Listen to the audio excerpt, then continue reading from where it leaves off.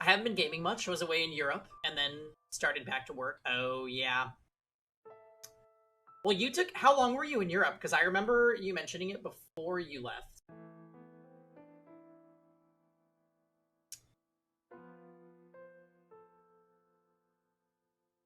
3 weeks! Holy cow. That actually went by really fast. On my end, at least. I feel like time has been zooming lately. Just work is keeping me super busy. Too fast? I bet. Well, I hope you had a great time and that you visited lots of new places that were a lot of fun. Doing like a Europe tour is definitely on my bucket list at some point in my life. I just don't know exactly when that will happen.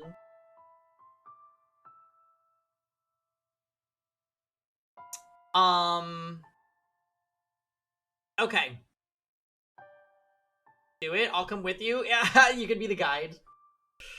Sounds good. No, Addie, you have to host the Canada tour. Although I feel like I have many contacts in Canada. I have many friends. Probably spread throughout. I really should. We should. You'll host both tours. Okay, perfect. I'm surprised you're streaming. Hi, story time. I was watching CEO earlier and just like figuring out exactly what's going on today. You saw me play Pokemon Unite and thought it was a wrap. Yeah. I played Under Night. I practiced Under Night today because I'm trying to prep for Evo.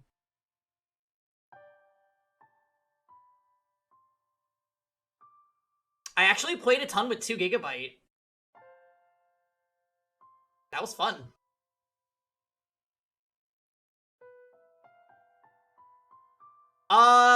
He like blew my back out for the first 2 sets, and then I ran it back with 2 or 3 sets. So, not bad. In some situations, you just guess block. But I play Blaze Blue, so it's fine.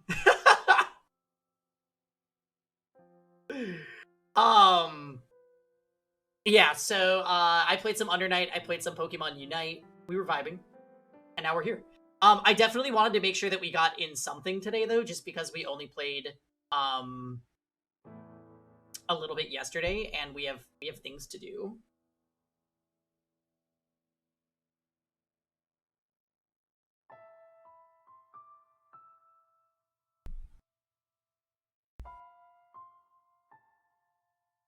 I'm a third year, damn it! Is there a why?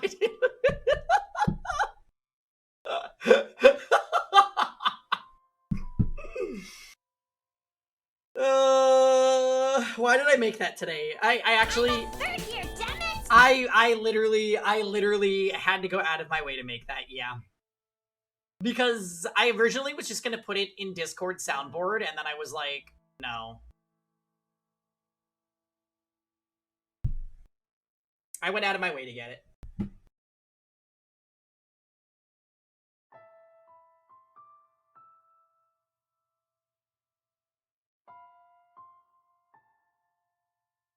I kneel. So good. Did you catch the uni top 8? It was pretty good.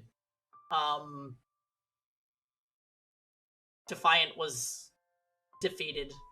I think he should have stuck with Hyde, TBH. Hyde's broken. That's my reasoning.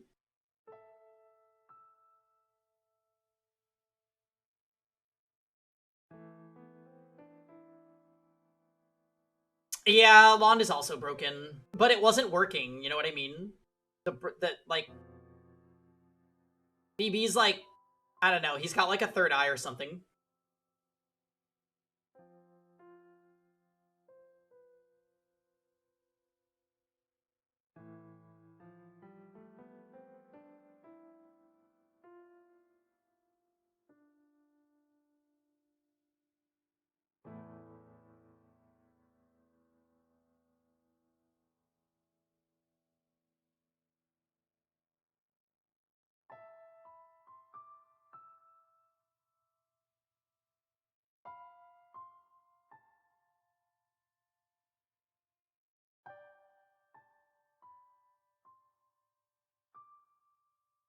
Okay.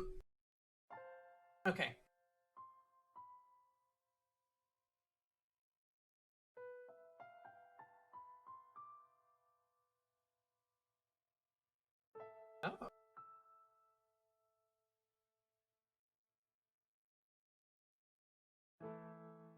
That one round where Ori did AB Ender and it whiffed, but IW still auto-corrected had me gagged. That was fucking hilarious.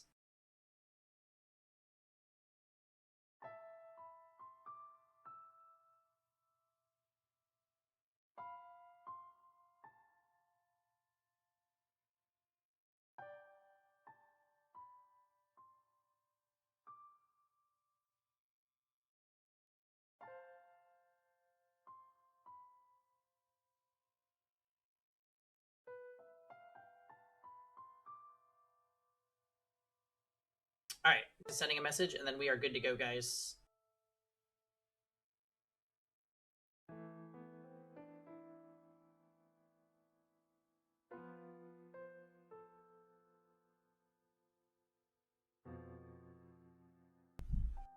Okay.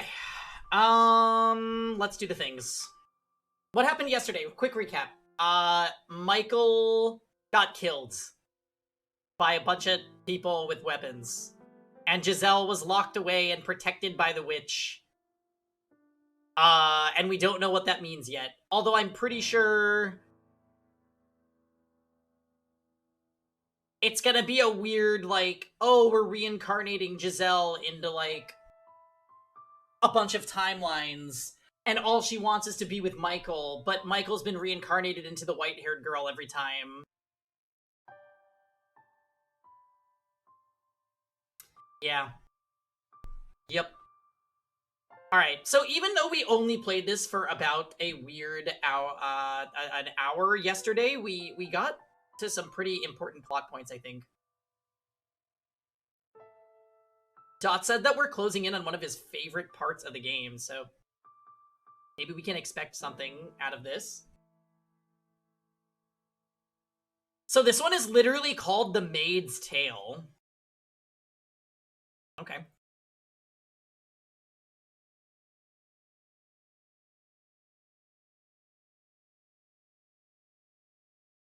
This is my tale, and the maid's tale. A tale of a foolish, naive girl. Crafted just for Pangy. What, the tale of a maid? Uh-huh. Giselle's reincarnated into Mel. Oh my god. Michael is white-haired girl, and the psycho mom into Nelly.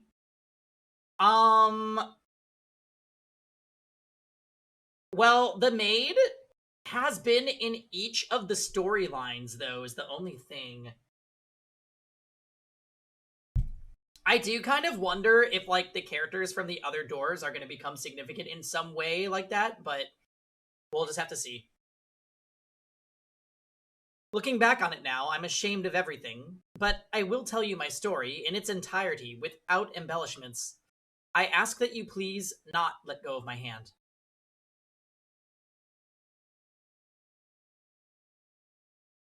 The only things the knights left behind were a garment and a large pool of your blood. Blood had seeped into the fabric, and it was beginning to dry. When I clenched it in my hand, it made soft, crackling sounds. The oppressive stench of death lingered in the tower. Michael, there's no point in a life without you. You know that, right? Have a wonderful family. You know I can't do that. Hey, Michael. Answer me. Come back to me. I don't care if it's a ghost. I just need you here with me. Come back to me. Talk to me about nothing and about everything. Be irritated with me when I do something stupid. Scoff at me when I tell a bad joke. Trounce me at chess again. Put your arms around me. One more time. Come on. I'm begging you. If you won't come back to me, then I'll go to you. I don't care if that's not what you wanted for me. This world without you is meaningless.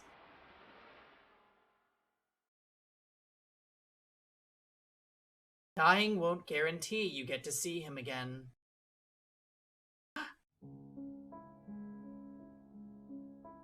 He spends all this time refusing to talk to me, and when he finally does, he begs me to save his love. Oh, how the mighty have fallen. Rather disappointing, to be honest. Who are you? Where are you? Ha, quite daft, aren't you?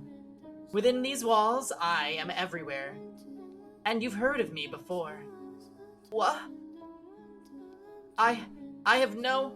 Heavens, you are slow. Is that pretty head of yours only for decoration? What? But no, there's no one else. You might be thicker than these walls, my dear. Although I suppose I shouldn't be surprised. You never did believe anything that Michael said about me. You thought he was going mad. Haha, this is brilliant. No, there's no way. It can't be. The cursed witch, Morgana?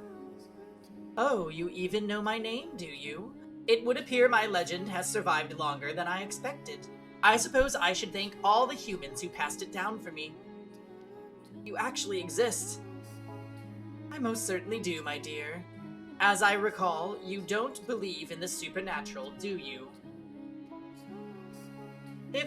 But it's hard to deny when that very witch is talking to you right this moment. Michael was not even slightly mad, my dear. I told him he was better off without his sanity, but he refused to listen. He wasn't deranged. His surroundings were. His environment, the people around him, this whole world. Can you imagine how dreadful that must have been? To be the only sane resident in a world gone utterly mad. It's a miracle he managed to keep his head. Remember what you said just before he died, my dear. You said it was all in his head. You said he couldn't tell the difference between illusion and reality. You said he had long since gone insane, shouted it at the top of your lungs. No, that's not what I meant. Ah, poor Michael. If only you had believed him about the witch. I feel bad for you too, though. You have my pity. What did you ever do to deserve this? Oh, and just to be perfectly clear, I played no part in either your or Michael's misfortune. The only force to blame for that is fate. You were a good, honest, joyful, lovable woman. And look at how the world treated you. May I ask you something? Was it you who sealed me in the tower? Yes, it was. That was what Michael wanted. Once, I told him I would grant his wish, so I did as he asked. Though it looks like that ended up causing you even more pain. How tragic. So, you're planning to die? Are you hoping to reunite with him in heaven? That plan's destined to fail from the outset, my dear. God teaches that suicide is a sin, and you'll go to hell for it. Then, I will not kill you. Why not? Because I swore to Michael that I would save your life. Poor Giselle. If you have any other wish, I'll be happy to grant it. I can't bear to see you so miserable. A wish. You have but a single desire right now, to see him once more. Isn't that right, Giselle? Wish for infinite wishes. We'll see. Are you saying you can make that happen? You'll bring him back to life for me. The forces of life and death are outside of my realm. That is God's territory, or the angels. However, I can guarantee you this. His reincarnation, no, his reconstruction. His reconstruction? Yes. You can meet him again, not in this life, but in some future life. Just imagine it, finding your beloved again, after overcoming so much tragedy. 10, 20, maybe 100 long years from now, you're finally reunited. Doesn't that sound marvelous? True, unparalleled love in its purest form. What do you think? Just because you can bring his soul back... Oh, hey, Jordan. Doesn't make it Michael. I want to be with him. That brusque, impenetrable, slightly immature, but gentle as a butterfly man. The man who sincerely, deeply loved me. If it's the same soul in a different body, can you still call him my Michael? My apologies. You beat me to the punchline, and you did so with such ardor that you threw me off balance. You're exactly right. The idea that if your love is strong enough, you can both be reborn and have exactly the same relationship is utter fairy tale nonsense. You must be the same people to have the same love. Ah, we're back. We are back indeed, Barry. How are you? We are advancing into door 6 on Fata Morgana, and I think we're finally addressing the witch, which hasn't really been talked about or talked to directly.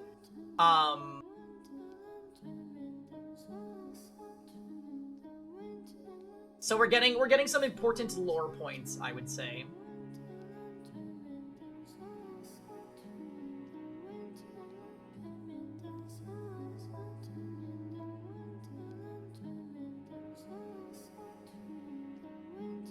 Which is why I am not promising his rebirth or reincarnation, but his reconstruction. Your wish can become reality, Giselle. As long as you wish for it with all your heart, it can come true. I'll wish for his reconstruction as well. You have a witch asking to make this happen, my dear, so you can be confident that it will bear fruit. And you wish for him to remain as himself. If he truly loves you, and he too wishes to reunite with you, your wish shall be granted. Will you really wish with me? I most certainly more, my poor, pitiful, dear Giselle. I shall offer up my most heartfelt prayers for you. I'll wish for it. Okay, now, didn't the witch just tell her, like, even if you wish for this, you're probably not gonna reunite the way that you want to? So why would she... I guess she's in a weak moment, right? That's gotta be what it is.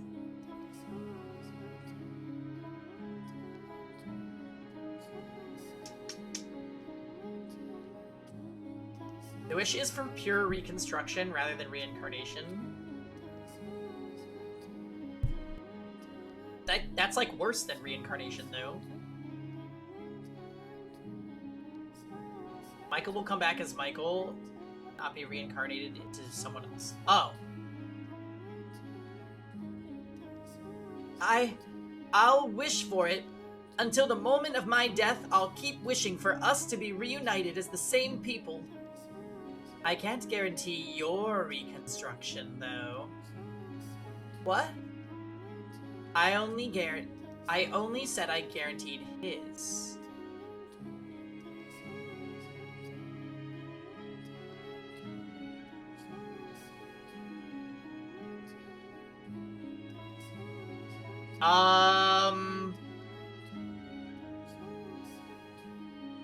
Okay.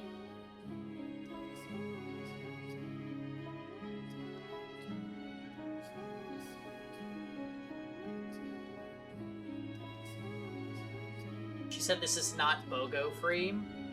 Well, that's making me wonder if the maid in the other plot lines was the witch, or if it was actually Giselle.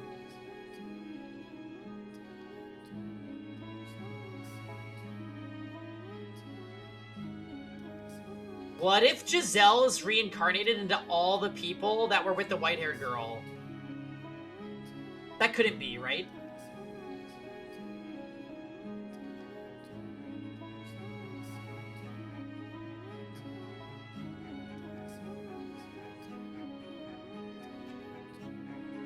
I will not ask for yours. Why not?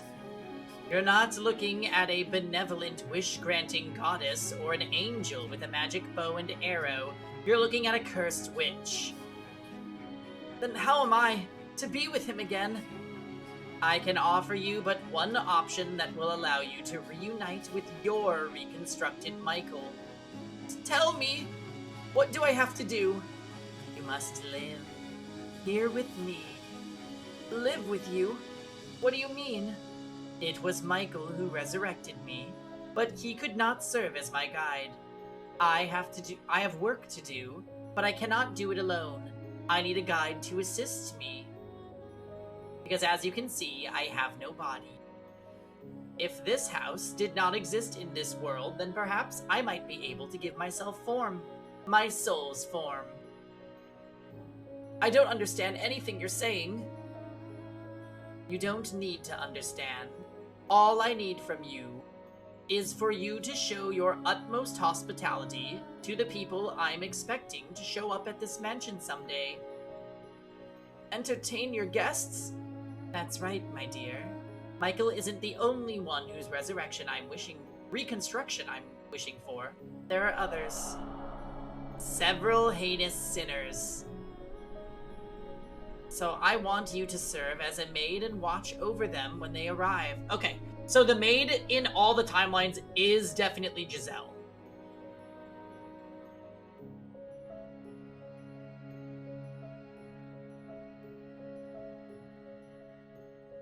Now, does anyone remember what the message on the floor said in the basement that Maria found? It said something about, like, I'm totally going off memory, but I feel like it said something like, we're not being brought back as the people we're supposed to be. I could be making that up.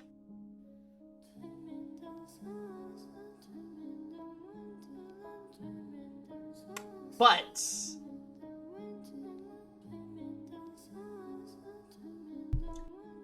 that's definitely gonna, like, circle back and be significant.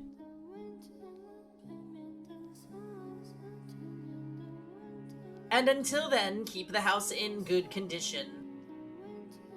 It said, death is final, but not our love. What are you scheming? Is that something you truly need to know, my dear? All you need to do is wish. Pray for the day your beloved appears before you again. For the day he wraps his arms around you once more. One word, Giselle. It's all I require. Do you want to see him again? Do you want to hear his voice again? I can promise you, you'll have your happiness back. What reason is there to hesitate? There isn't one. Or are you simply going to give up? I wonder, what would happen if you said no? If you disappear from this world, how will Michael react when he comes back? Will he be angry, sad, or will he forget about you and fall into the arms of another woman? No, he can't. Then make up your mind. Will you come with me, or will you throw it all away?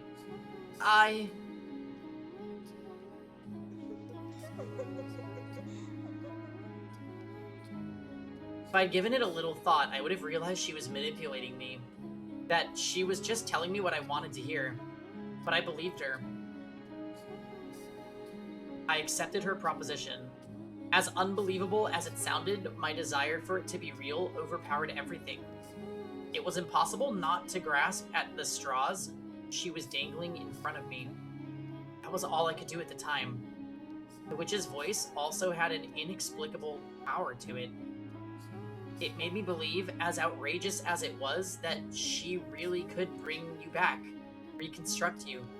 Maybe because I had seen her turn a door into an immovable wall, or maybe because I had heard her disembodied voice. But I don't think those are enough to explain it. My guess is she had me under her spell. That was the moment I became the maid. But I assure you, I was, at that point, still the same Giselle you knew and loved.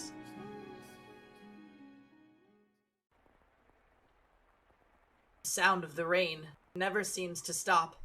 Am I hallucinating? Maybe? From the moment I lent my ear to the witch's sweet temptations, the mansion underwent an unimaginable transformation. No light shone through the windows, despite them still being unobstructed. Not morning, day, or evening. In fact, the concepts of morning, day, and evening did not seem to exist.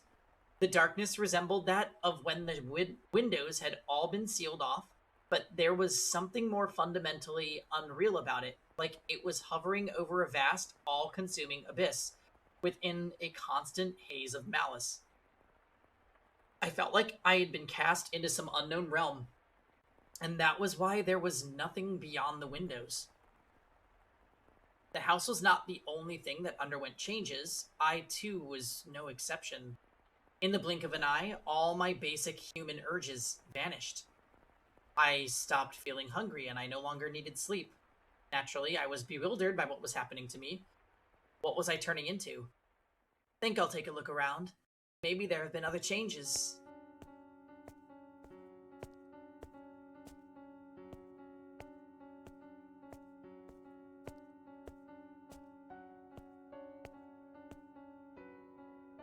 So I meandered through the mansion's halls. My original intent was to explore the entire house, but I found myself drawn toward one room in particular. That's right, your bedchamber. There was no light, not a trace of color remaining in your chambers. But the bed was the same shape, the walls the same texture, the curtains the same design as when you'd been alive. Michael, I'm praying. I'm always praying that someday we'll meet again. Oh, there's something hidden under the bed. What could it be? It's that painting.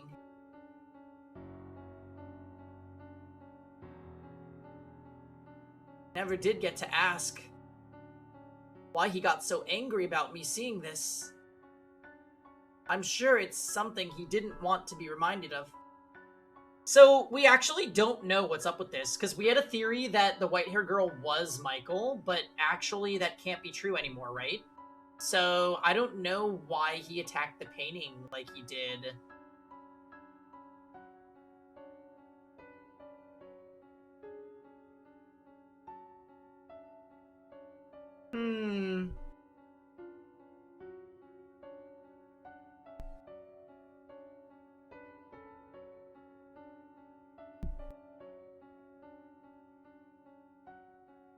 Perhaps having to do with his family. I was right not pressing him about it. Oh, that's... What? Ah! Okay, it smiled. Ah, what the? Did the painting just smirk at me? Oh god. Ugh. Oh geez, Giselle. What are you doing tripping over yourself? It was just that accursed witch messing with your head. No need to get spooked over a tasteless prank. Ah, when I stumbled, I guess I knocked a drawer open. There's something inside. Letters, it looks like. Shouldn't touch these. They're not mine. But I want something of Michael's to have. Something to remember him by. His letters would have his handwriting. Dear Mario. It's me again. They could contain his words. Give me, Michael. I don't mean you any ill will, but I'm going to take these. I must say, there are an impressive number. Eek! What on earth? It's like someone dumped an inkwell on every page, but why? Was this the witch's doing too? Yeah, it has to be. It must have been her. It definitely wasn't you, Michael, was it?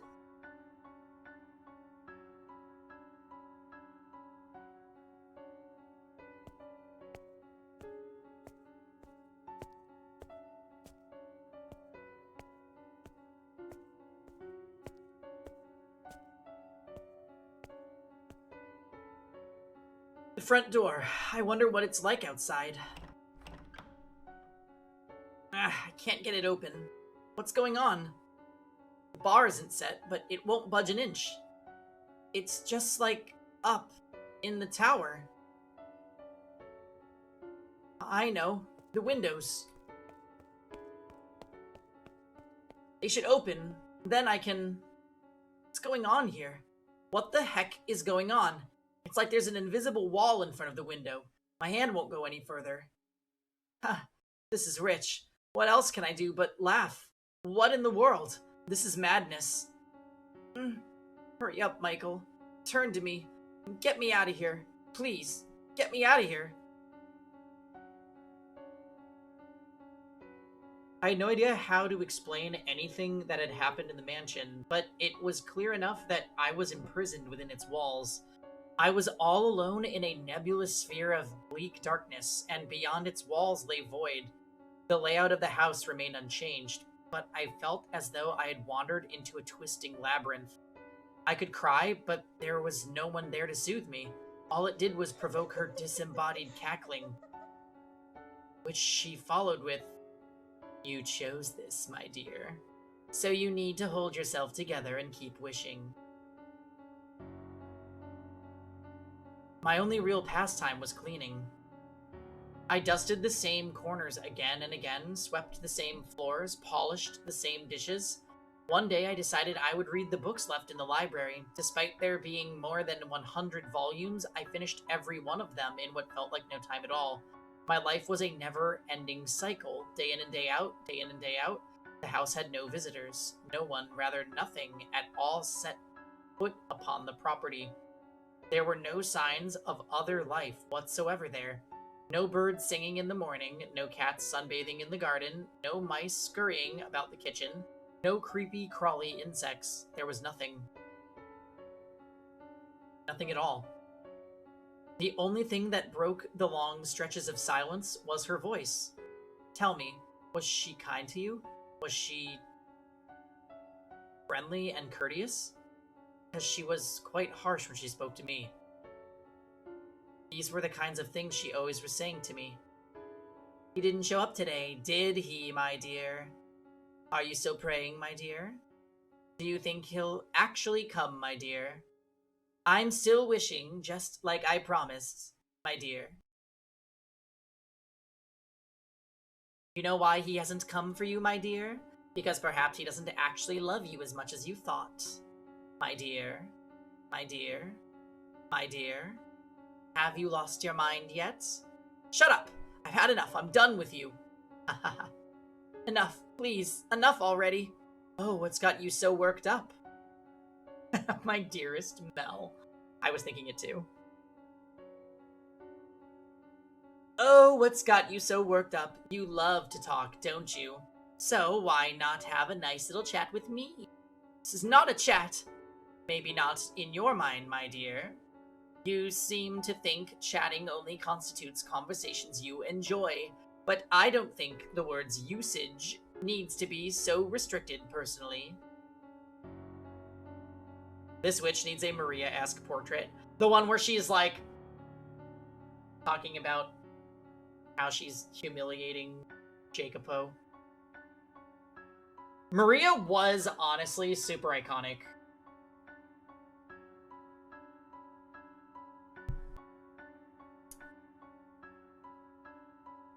You're just getting off watching me squirm. Oh, not at all. You'll have my best wishes if he ever does show up for you. Oh, so scary. You should add her to the best friend screen to memorialize her. Maria? Honestly, we could add Maria to the BFF's, like, intro screen. She was iconic. If you're making that face when he shows up, he might not even recognize you. What? You haven't looked in a mirror recently, have you? Go on then, my dear. See just how frightful you've become. No. The witch was right. I looked nightmarish. My face was pale and lifeless, my eyes hollow, my cheeks sunken, heavy bags underneath my eyes. My hair had lost its sheen, and it grew wildly. I was quickly losing everything that made me recognizable as me, and the thought sent a shiver down my spine. No, this isn't me. This is some kind of trick. You're trying to deceive me. Baseless accusations. You really must stop blaming people every time something doesn't turn out your way, my dear.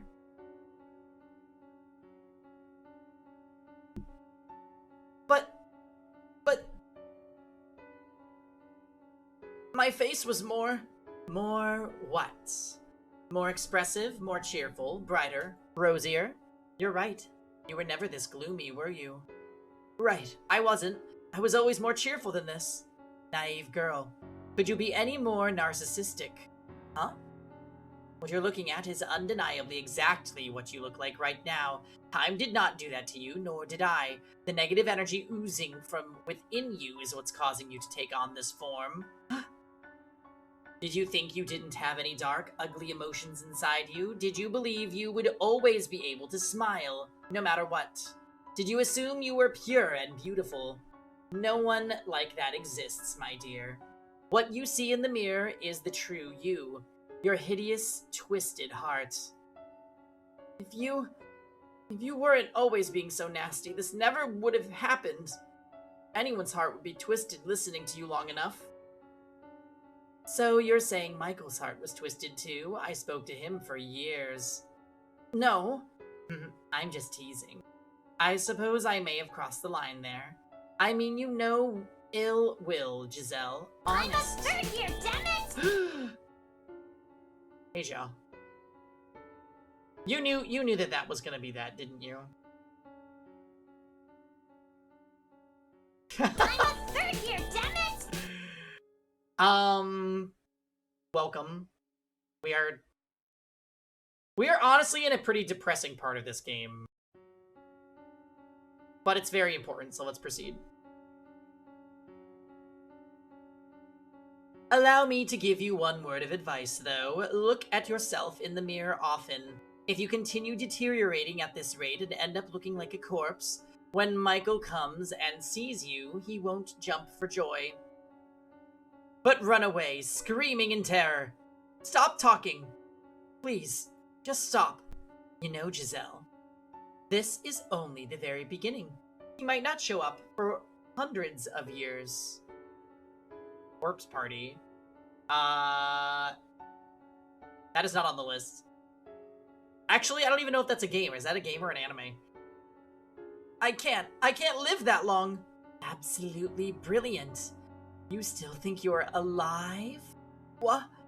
The moment you agreed to come with me, you ceased to be of this world. I think it's a game. I think it's a game too.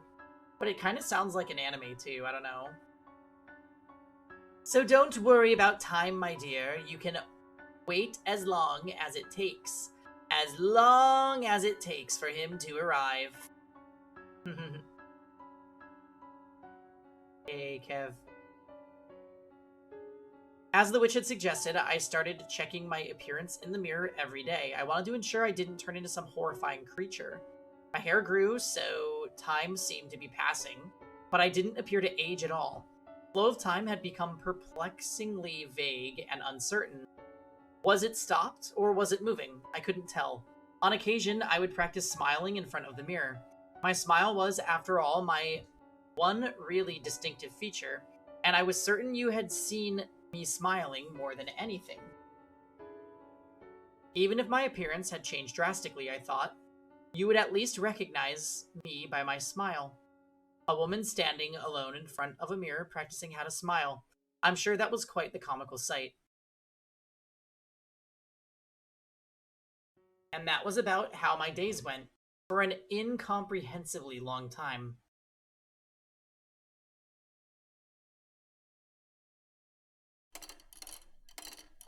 We're gonna go to the first door now, aren't we? What year was the first door again? Anyone remember?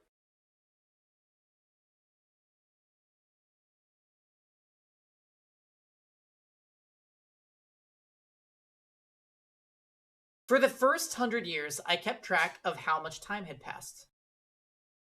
An hour, a day, a month, a year, 10 years, 50. But once it had surpassed a person's average lifespan, the counting started driving me mad, so I stopped. My sense of time began to numb. In place of sleep, I spent my days in a trance like state. Doing so, I was less aware of the passage of time, which made it a little easier to bear. First war was 1603. So we're in year 1200. Like, why are we here?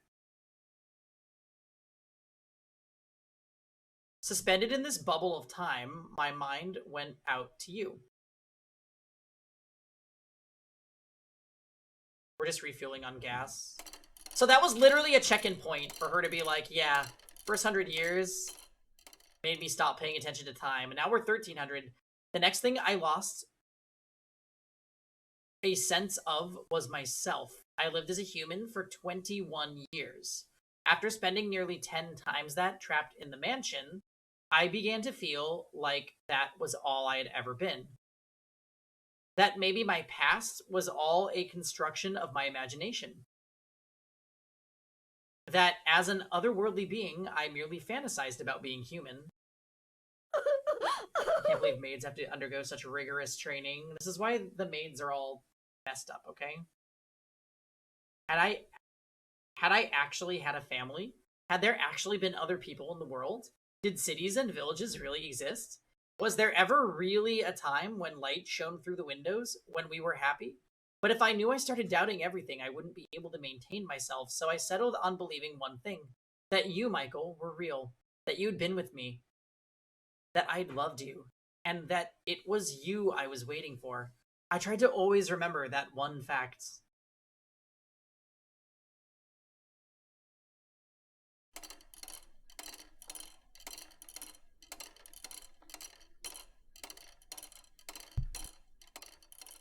My characteristic energy and cheer were disappearing. Okay, so this is why we couldn't tell that the maid was the same person as Giselle initially, because Giselle was her normal, like, natural state, brimming with energy, and the maid stayed in a house doing nothing for hundreds of years, so now she doesn't feel like doing anything. It makes sense. By then, I hardly ever raised my voice anymore, and in response to that change, the witch seemed to treat me a little nicer. On occasion, though, I could sense her presence nearby, like she might reveal her form to me from beyond the darkness instead of only speaking to me. I could feel her sitting beside me. Giselle, do you think you're still Giselle, even now? I suppose it doesn't matter either way. Sometimes I think love and fantasism are two sides of the same coin. What are you implying? She learned to channel the Omega state of Potato Sunday. Every day is Sunday for Giselle, unfortunately. Oh, nothing. I have an idea, though. Why don't we make you some new clothes, my dear? The loom should still work, thanks to your keeping everything in order. That outfit's an artifact of an old age long past by now. Know how long it's been? Vaguely, but yes. As we speak, time still marches onward.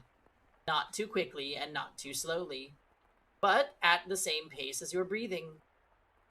Now, on your feet, Giselle. We have plenty of time, so let's make you the perfect maid's outfit. And if we don't have enough materials, we can make more thread from the sheets of the curtains. Or curtains, even. What is happening? How exciting. Okay, so this is the change of attire. Following her instructions, I wove garments in a style that did not exist in my era. They were quite strange to behold. The old me might have been stricken with fascination by them, but at that point, I wasn't even sure how to rejoice, how to be impressed, or how to be moved anymore.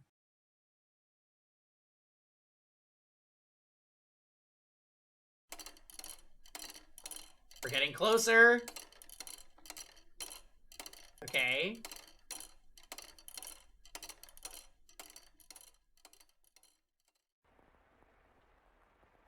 That style likely didn't exist in the 1400s either, to be fair.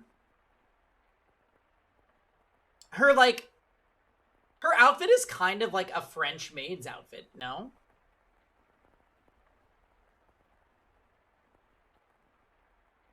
Sounds like rain again. Rain noises. What year is it? Oh, it doesn't matter what year it is. It doesn't matter where it is. As long as you're there, it can be any time, anywhere. Where are you, Michael? What are you doing? I'm still praying. Still wishing for you to appear before me. Japan and anime made fashion has always been, like, inspired by actual European made stuff without purely being it, you know? Yeah. It's just like anime made. It's a construct. Forever and ever and ever. And ever and ever and ever. I've been praying for so long. I'm a third year, damn it! I don't even know how long it's been. Before you left, you said you were going to pray too. You said you hoped we could meet again in another life. I'm not misremembering, am I? Michael, come back to me soon. I love you so, so very much. But my memories of you are starting to fade. I'm a traditional maid in the 1400s, damn it. The way I almost named that command Disciple, and then I realized that I could just make it Tux too.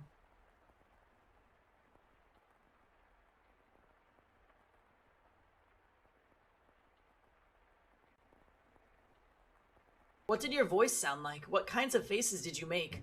Where did you like to put your hands on me? Oh. I don't want to forget. I want to always remember. My memories of you are the only thing holding me together, but they're slipping away from me. How did you speak? What kinds of things did you talk about? I'm losing all these memories. Please, Michael, come back to me before I forget everything. My beloved master. The thought crossed my mind that maybe Morgana's guarantee that you would be reconstructed was just a lie to trick me into staying here, but I quickly discarded it, because if she had been lying, it would strip all meaning from my very existence. Yeah, I was just thinking about that, Dots. Like, so she was a 21-year-old girl, and she was in the house for, like, a year and a few months with the guy, right? So then you live for hundreds of years. It's like, well, do you even remember? Yeah, she's very clingy, I guess.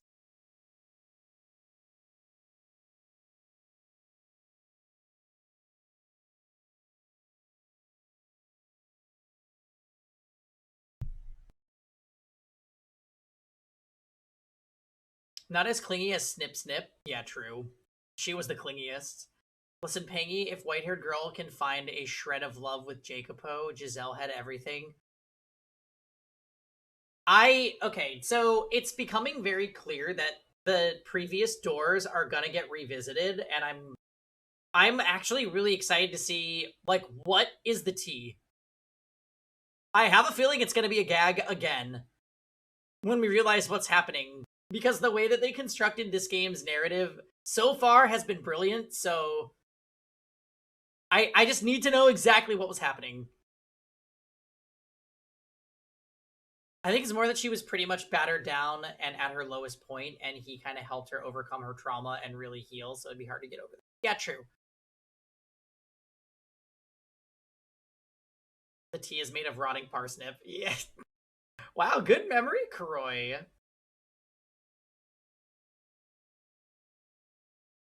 It would take from me my purpose for being here, so I didn't want to accept that possibility. I had no choice but to persevere in my belief that you would return. I'd always thought I would be alright, that my faith would never waver. I still believed in myself, but you can be the happiest, most optimistic, resolute person in the world, and you will still break eventually. And I was at the point where even the slightest tap would shatter me into fragments.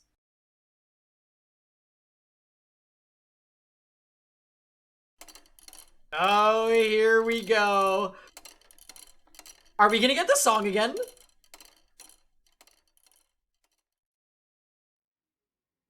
Several hundred years after I was enslaved within the mansion, something changed for the very first time. Sunlight, which I had not seen in all that time, shone in from the outside. At first, I did not believe it was real.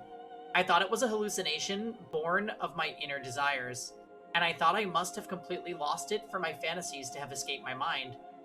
But it didn't matter if it was all an illusion. The gentle breeze blowing in through the window felt wonderful. The smell of grass, the chirping of birds, the glistening blue sky. It was like 1,000 memories rushing back all at once, and it brought tears to my eyes. The time has come, Giselle. It's time for you to get to work. And as she always did, the witch's voice crushed my elation, dragging me back to reality. Reveling in the sight of the outside was the last thing I should have been doing, for it was the moment that began my true decline. Work? What kind of work? Have you already forgotten? Oh, good heavens, do you have your head on straight, my dear? As I said, I need you to watch over the house and show your utmost hospitality to those who show up. Is someone... This is merely an appetizer. It looks like someone's here. Hold on. I have no idea what I'm supposed to do. Do the same thing as you have been doing. Be a maid. Convince the house's guests that this is a wonderful place. Make them enjoy their stay. Now go on. I'm quite looking forward to this.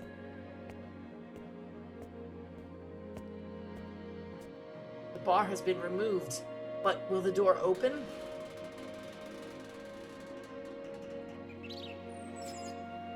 For so long, the door had refused to budge.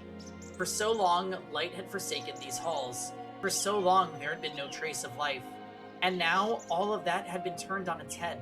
I felt like I had stepped into heaven on earth. I know it sounds melodramatic, so please don't laugh. It was almost certainly a perfect, ordinary slice of nature. Leaves and grass rustled in the wind, flowers speckled the earth. And in the distance was a city I didn't recognize. I wondered where I was, of course, but I neither shouted nor jumped in surprise. Instead, I found myself accepting of my circumstances, as unnatural as they might have been. As I was standing there idly before the entrance, a carriage rolled up. Egad, could this road be any bloody worse? It's in dire need of paving on top of everything else. And who might you be, young lady? That outfit. Speaking a different language. A middle-aged man approached me. From his attire and the way he held himself, he appeared to be upper class. However, the words coming out of his mouth were not in the language I had grown up with. So, okay, wait. Can we talk about the languages real quick, just for a second? Bollinger, right? We are thinking Giselle also. Giselle's a French name, I think. So, the original house was in France, and we speculated that the Nellie and Mel there in door 1 was in England. So it makes sense that she doesn't understand, because they're probably speaking English versus French. Yeah? Okay. Good talk. Could the mansion have moved somewhere far, far away? Naturally, I had no idea how such a thing was possible, and the longer I stood there staring at him absent-mindedly, the more incredulous he became. My immediate mission was to overcome the language barrier. Fortunately, I suppose, I was able to understand bits and pieces of what he said. As merchants in the capital, my family did business with people from other countries, and as a result, I had learned a handful of words. The problem was, it had been so long ago, I had no confidence whatsoever in my ability to hold a conversation. I am a servant. Servant? Can't say I remember asking for a lady's servant, but I suppose these things do happen. Doesn't much matter who they sent. Who are you? You weren't informed? Bloody hell. Off to a great start, I see. Well, what can you do, I guess?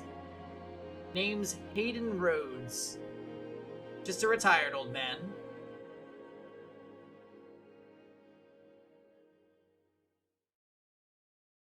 As I'm sure you've already guessed, this man was the Rhodes siblings' grandfather. He was also the first person I served under as the maid.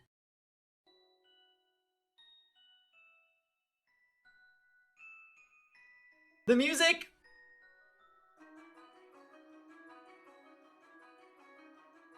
The way, it's weirdly nostalgic already to hear this song.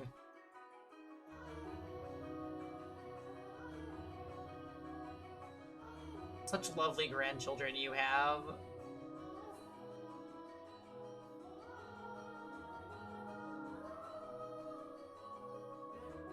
Happier times. This song, though! This song is door 1.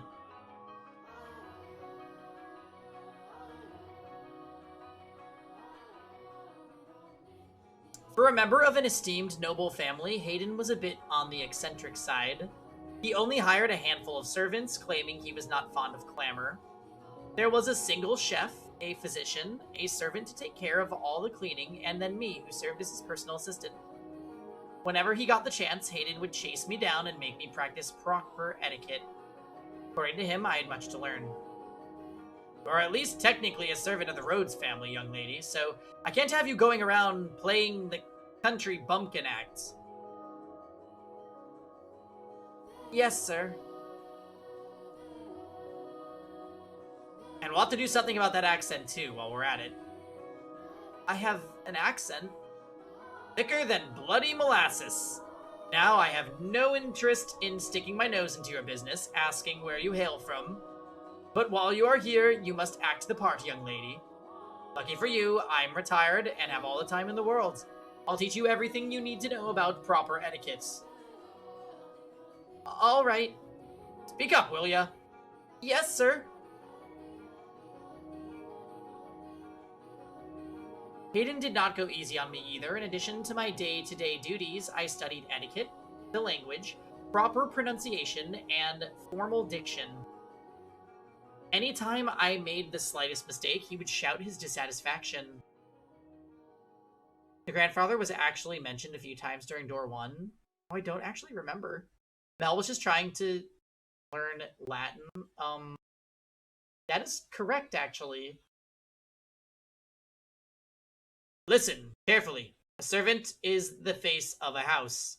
A servant's gaff is her master's gaff. Always keep this in mind, you're not just a maid. You must always act with elegance and grace. You must always maintain your composure, even if the house is falling down around you. Whatever happens, you deal with it quickly and quietly. Your language must be immaculate.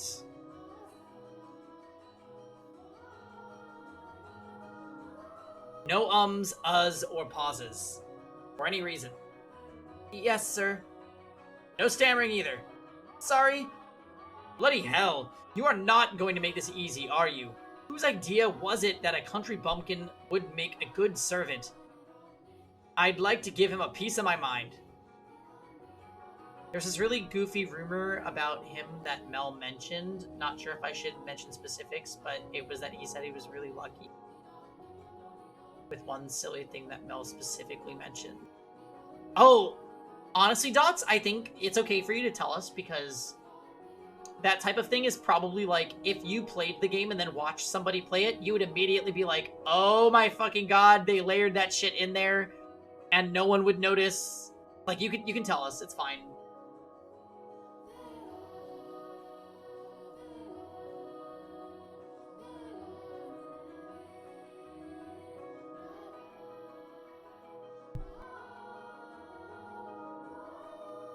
He mentioned it was said that his grandfather died inside of a womb.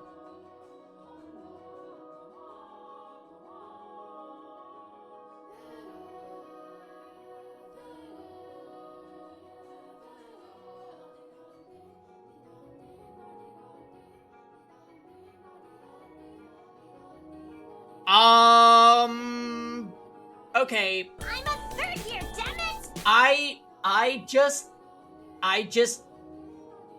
So saved.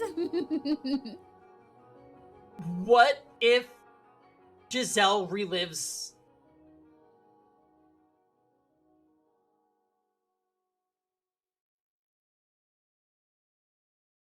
Oh god.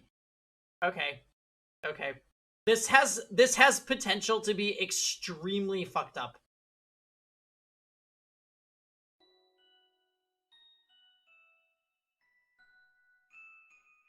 Okay. Let's just, you know what? It's fine. Fine, it's fine. Let's just keep going. I'm not from the country. Not even slightly. I was raised in the capital. Is that so, eh? A prim and proper city girl, are ya? In that case, you should be a quick study. Absolutely. I can learn anything in a week tops. Piece of cake. Is that so? Alright then, starting tomorrow, I'm tripling your lessons. I didn't think this through. In addition to being my master, Hayden was my teacher. When he yelled, he grew twice his size, and I shrunk into half of mine. But it wasn't at all an unpleasant experience, because I knew he wasn't raising his voice to belittle me. His instruction may have been harsh, but it was a human interaction. There were people around that I could talk to, and that was wonderful. I was starting to regain some of my humanity. Unlike me, you've still got a long life ahead of you, young lady. I don't know what kind of life you've lived, but I can't imagine it's been all that easy. Not many servant girls your age without a home to go back to. Which is why you need to learn this. Once you've got all the rules and customs down, you'll be able to hold your own at any noble's estate. You shouldn't have any trouble keeping yourself employed. I'm sure you think I'm just being a loud, obnoxious old man, but I believe we met for a reason, so I hope you'll stick with me. I, don't think about you like that at all, Master. You're a remarkable man. One more time. I deeply appreciate your generous consideration, Master, from the bottom of my heart. I.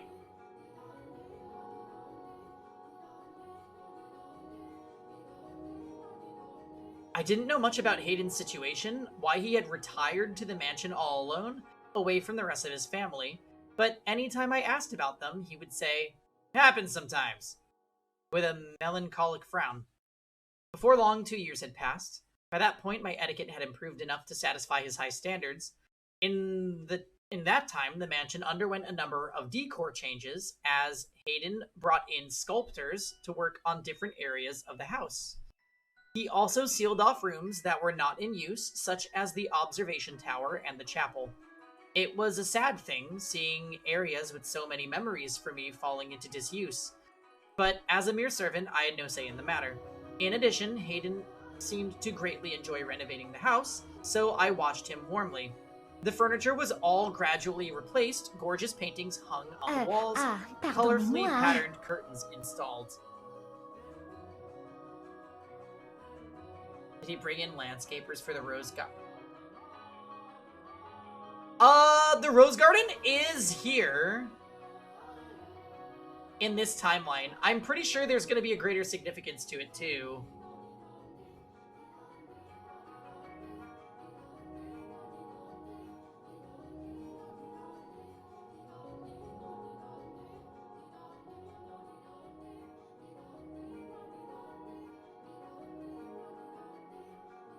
A brilliant rose garden planted. These roses come from all across the world. The timing was flawless. Nowhere else can you see so many different varieties in one place. It's beautiful. A brilliant rosen garden. The way, you know what? We can call it the Rosen Garden.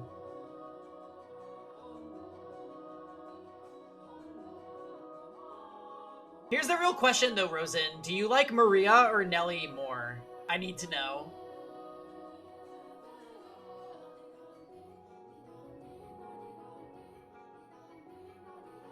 Maria. Yeah, me too. Maria was the best. It's beautiful. Did you know that in the city, people are starting to call the mansion Rose Manor? Let's refresh ourselves on the Rose Garden lore with Maria. I forgot you made this a command. Wait, is it a command or did you just clip it? Why did you have that already ready? You know what?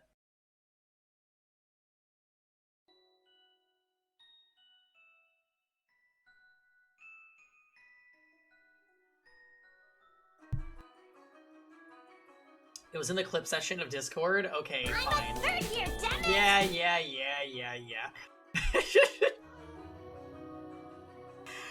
Rose Manor? And to think there used to be nothing but weeds here. Amazing how much it has changed. I never thought I would see this garden turn into something so beautiful. Ifrit? Ifrit, why are you crying? What's going on? We've gone full circle in this game and we've looped back to the first door. I spent the whole weekend moving. Are you done?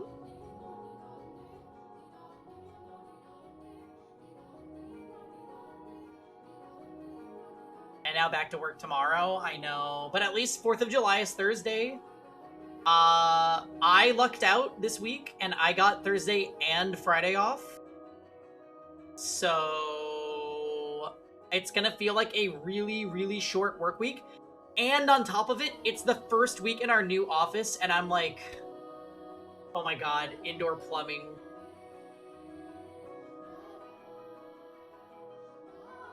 I'm so excited for this week, honestly.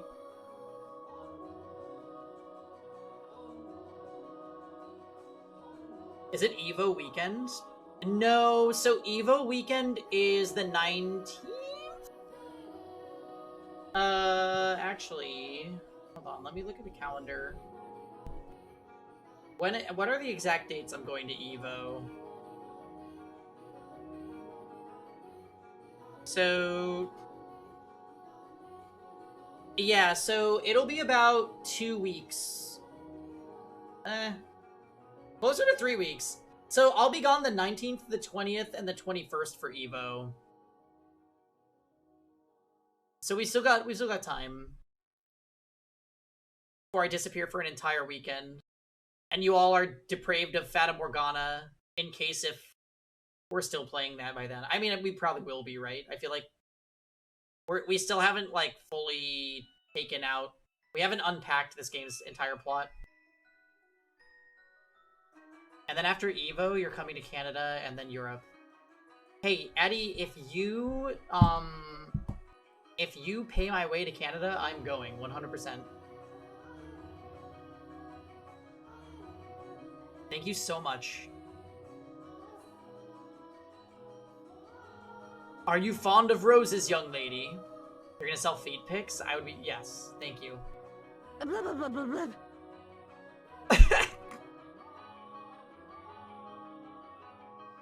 Also, unlike Ace Attorney, I feel like for those of you guys that are coming into this visual novel without context, this is probably really strange and confusing.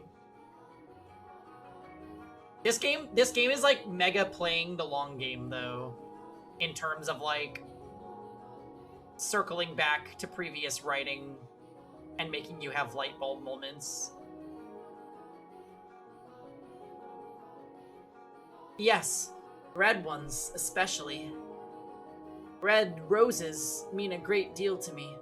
They remind me of a long time past. Given one as a gift, were you? Just like when we circled back to coin toss in ZTD. Oh, well, that's an example of a badly written game, but yes. No, I believe I was the one who gave the rose. So red roses are a symbol of my feelings. They're very precious to me. Gave you a rose as a gift. You plucked it from its stem, placed it in my hair. Am I remembering correctly? My memories are so vague now. Can't even remember the look on your face that day. There are some kids I'd like to give roses to myself. Who? My grandchildren.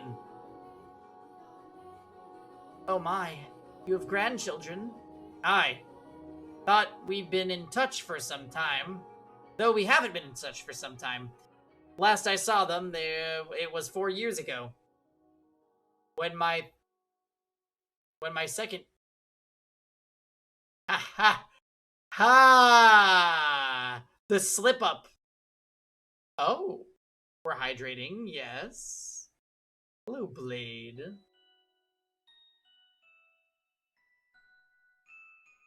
Have you been lurking, sir? In this super confusing VN? I have a better gift idea for you. A pair of scissors. Yeah, you know what? Safety scissors, though. Let's make it safety scissors so that nothing nefarious can happen. Also, let's remember that the white-haired girl was a member of Hayden's family in this timeline, so, he almost had third grandchild.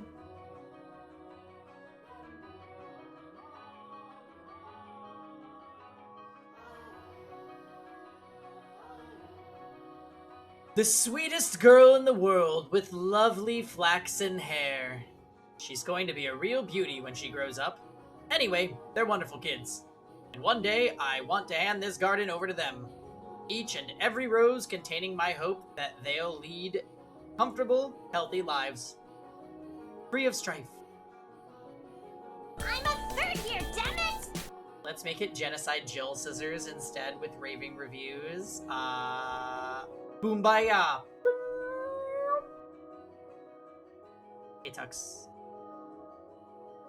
Oh, yeah. I'm a third year, damn it! It's literally your namesake command. Part 2. So, you made this happen, not me. Well, partially me, but mostly you. Hiya, papaya! That one was fail, really.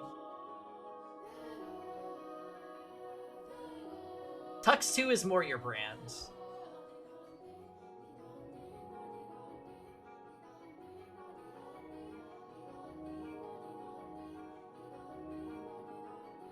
Alright, in the interest of further hydration, I'm gonna leave you guys here with this serene music, while I go and fetch some more water. I'll be back in like 2 minutes.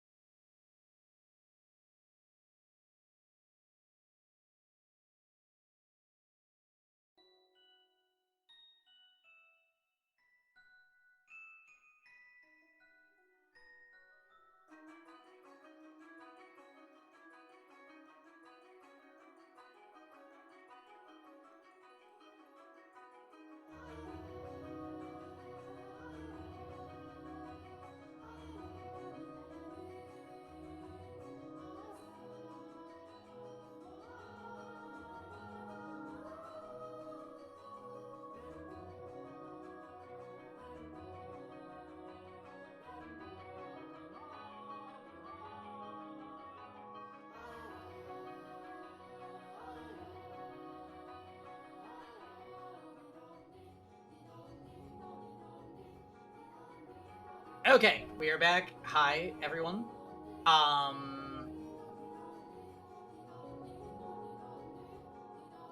right, we are building up to understanding Door 1's relevance, I guess. So here we go. I'm sure your wish will come to pass. Your grandchildren will have wonderful lives. Aye. The grief of not having you around still weighed heavily on my mind. Dearest Mel, we are back in her timeline, Jordan. Like, she's gonna show up on screen. And I was slowly approaching contentedness. Life with Hayden was slow and uneventful, peaceful and relaxing. I imagined my heart was seeking anything to alleviate its pain. And it found that in the beautifully remodeled mansion, the garden blooming wildly with roses, and my time with Hayden. I was even beginning to think this life was enough for me. Wonderful. Yes, truly. That I would be okay with this being the end, if it meant more of the tranquility I felt. I was like a coward, considering giving up the fight. Please do forgive me for ever considering such a thing.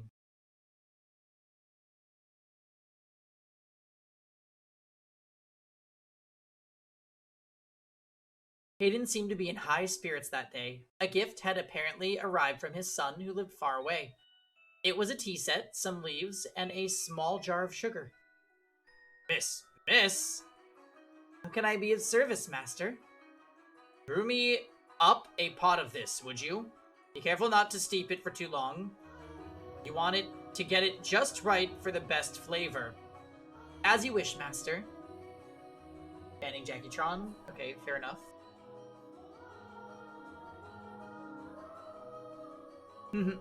You seem quite pleased. Why would I be?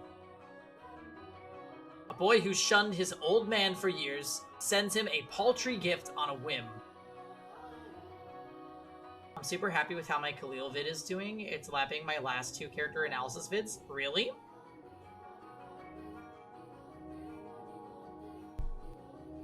Yeah, I thought it was very well done, Dots. Like I said, I haven't really used Khalil in Fire Emblem in, like, ever since my first playthrough, so, I will definitely be giving her a try on our Path of Radiance Iron Man if you guys vote her in.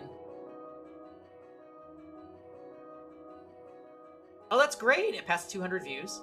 Yeah, I think it was around 190 this morning when I watched it. Camila Khalil, my favorite.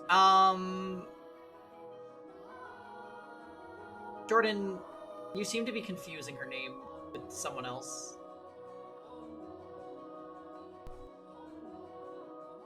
Anyway, Jordan, if they bring back the yeah song, it's gonna be a good time. And I have a feeling it's coming. I just have a feeling. I'm just entertaining his fancy.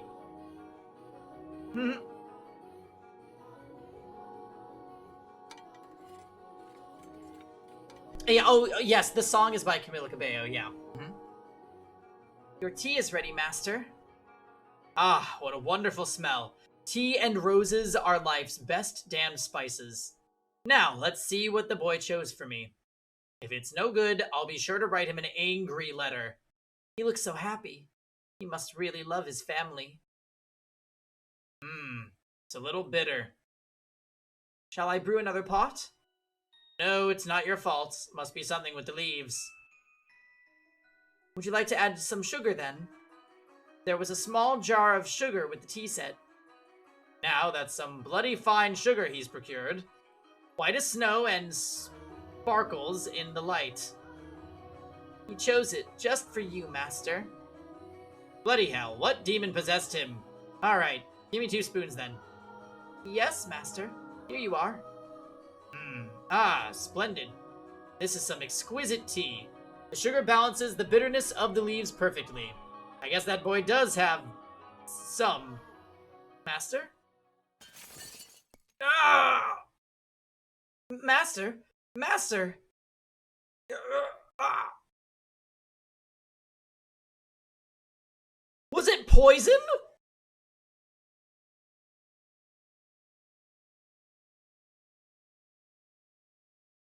The doctor! I need to find the doctor! Ah! Water! Water! I'll get you some water right away! So please, hang in there.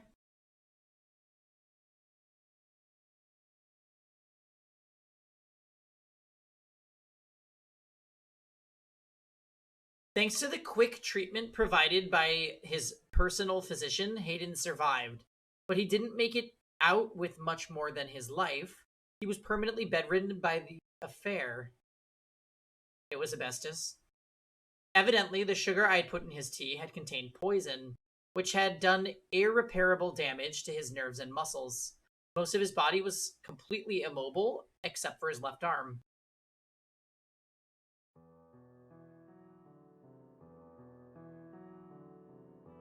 Can I bring you something? Some water?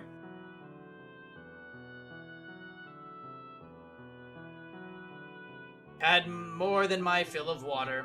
You don't need to wait on me hand and foot. Ah, that face says that you need to distract yourself by working. Remember what I told you? A noble family's servants must always act with elegance and grace. You must always maintain your composure. But how can you expect me to remain composed? If I had only examined the sugar more thoroughly... You never would have noticed, young lady. I examined the sugar and didn't see a bloody thing wrong with it.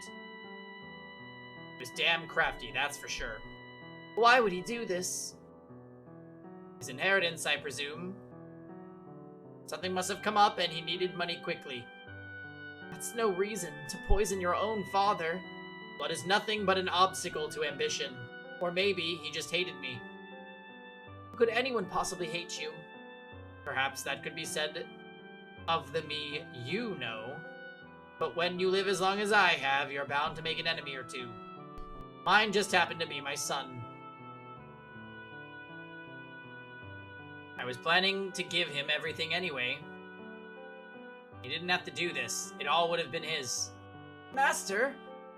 Killing me doesn't accomplish anything, but I guess it doesn't matter. Say, could I ask you for something, young lady? What can I do for you? I don't want it to get out that Hayden Rhodes was poisoned. So could you tell people that I passed away peacefully with a beautiful nurse tending to my every need? You're not dead yet. Please don't talk like that. You're scaring me. No stammering. But I'm not saying it'll happen immediately. But I am an old man, and one day you'll wake up and I'll be gone. This is about my own pride, not my son. The last thing I want is to go out with a black spot on my name. Tell me you'll do this, Giselle. He's never said my name before. As you wish. Thank you. You're a peculiar girl, you know. Sometimes you seem greener than the leaves in summer, and sometimes you seem like you've seen 12 kinds of hell. And every so often, you seem not of this world. Your skin is pale, your hands as cold as ice. At one point, I thought you might be death itself. But I was wrong about that. You have too big a heart to be death. You care too much. You must be carrying a heavy cross on your back. What am I supposed to do? I don't want to lose you, Lord Hayden. I don't want to lose this life. You have someone, don't you, young lady? Someone you're dying to meet again. Yes, but I don't know anymore. I don't know how long I'm supposed to keep waiting. If something doesn't happen soon, I don't think I can hold myself together much longer. I was so close to breaking down, and it was you who kept me on my feet. I'm sure you've tried to remain strong plenty of times, so I'll give you some different advice. A trick for when you think you're losing hold of yourself. Build a cocoon. A cocoon? A sturdy shell to keep your weak inner self safe. This world has no interest in protecting you, only swallowing you whole. So you mustn't readily expose your true self. Build a cocoon, and you play the role you need to play. That way, the real you will remain unharmed. It's not pleasant to hide yourself like that, but it's better than letting the world crush you. But a word of warning, if you spend too long in the cocoon, the real you is liable to disappear forever. You'll be swallowed up by your own protective shell. I hope you find whoever it is before it's too late. Now, I think I'll get some sleep. All this talking's worn me out. As you wish. Good night, Master. See you in the morning. Aye, see you in the morning, young lady.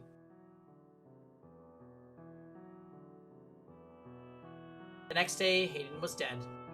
He had strangled himself with his left hand?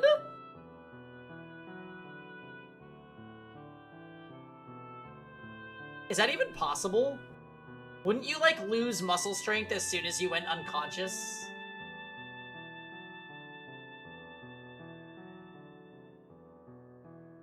Good lord.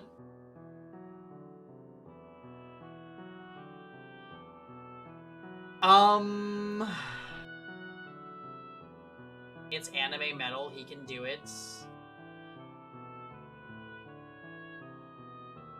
I should have been more attentive. I should have recognized how much pain he was in. How much it crushed him to have been betrayed by his own family. I should have realized how he truly felt, how fragile he really was. I fell into a hopeless gloom. I could hardly believe that the quiet life I had finally attained had been shattered in the blink of an eye.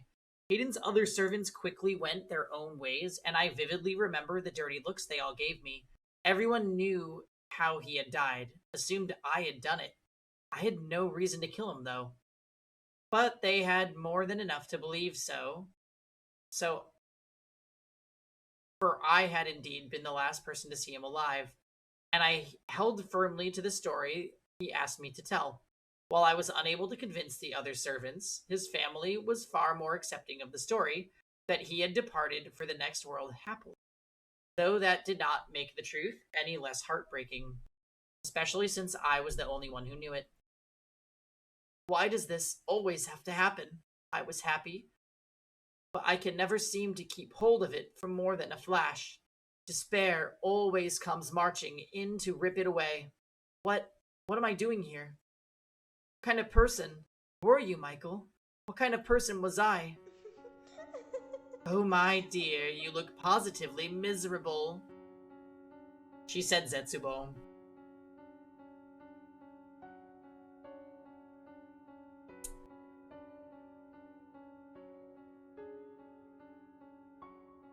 Why should you despair at the death of some strange old geezer? Morgana, was Hayden one of those whom you wish to be reconstructed? Ah, I have no interest in that wrinkled bag of bones. And if he was one of them, do you really think I would have let him go so peacefully?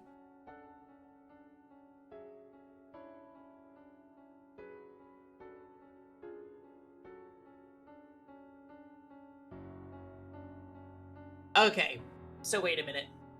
The deeper plot here is that there are original people that were cursed by the witch getting reconstructed into every timeline as new people. And basically everyone that had something bad happen to them is one of those people, I think.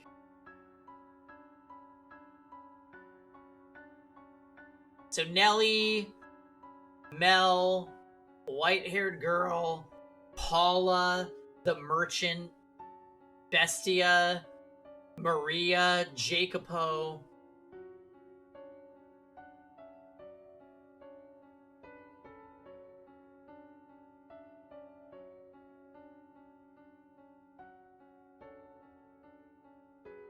Call that peaceful? You call his misery peaceful? I most certainly do. And since you do not seem to understand this, the pain of death lasts but an instant. Hi, Booty. Happy Sunday. How are you? The worst torture can only be inflicted upon the living. Setting two loved ones against one another, manipulating one into taking the other's life, and then forcing him to leave with that. The stage hasn't ever been set, my dear. Why do I see banned Jackie Tron? Well, it was Jordan. Naturally. Also, oh hey, Jackie. Me and Jordan got bodied in Pokemon Unite and I had to stop playing. Living, laughing, loving, the huge. Okay, perfect. I'm doing great. 3-day work week this week in a new office, so I'm like weirdly looking forward to this week because I know it's going to be short. You guys won the last game. I know, and I'm still mad about it because I just repeatedly died. So maybe I was the only one sucking. 3-day work week is amazing, yeah. We're hydrating again. Okay, sorry.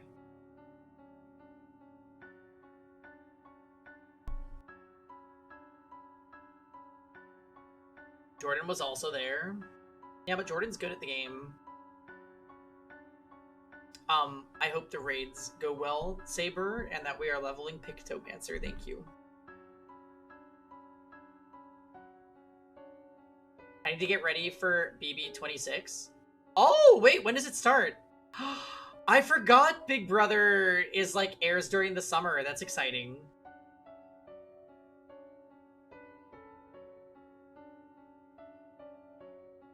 It's July 27. Okay. So we still have like a month. That's cool. That's cool.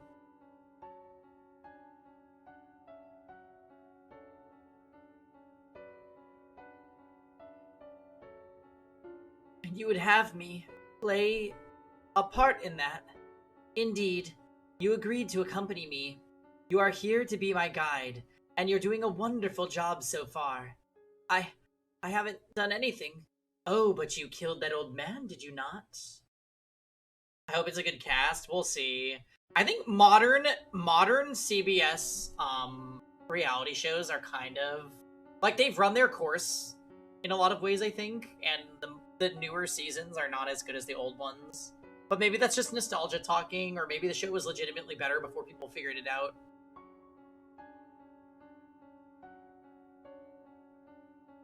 But, like, I feel like the last season of Big Brother, like, last summer, just wasn't that good.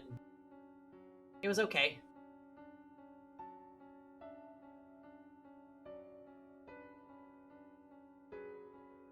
It can't be any worse than how Big Brother Canada turned out. Yo, I watched several seasons of Big Brother Canada last year, and I thought it was amazing. I actually thought Big Brother Canada was way better than Big Brother US. Except for the host. The host is trash on Canada, but that's it. Julie Chen is an icon, and it's not fair to compare other hosts to her, but, like, the one on Canada is seriously not it.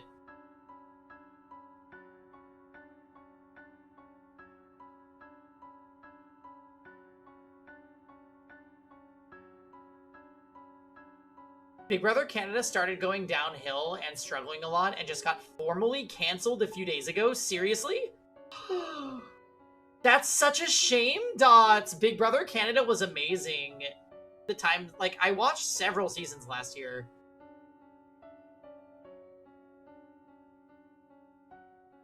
But honestly, I think maybe it's time for, like, a new wave of reality shows because, like, the ones that exist, like Survivor, I also feel this exact same way about, where I'm just like, as a long-term Survivor fan, I think it's time to, like, lay it to rest. Because the newer seasons tend to be really similar in, like, a bad way to other seasons that have already happened.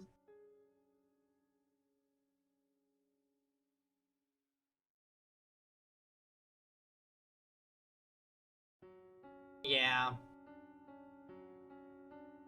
I enjoy them enough, but I do think that the show's getting tired.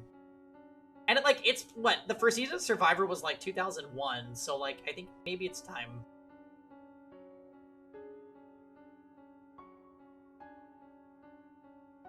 Did I prefer it when the seasons and tribes had a theme? Well, splitting up, okay, some of those themes were definitely problematic, and, like, only was allowed because of early 2000s TV.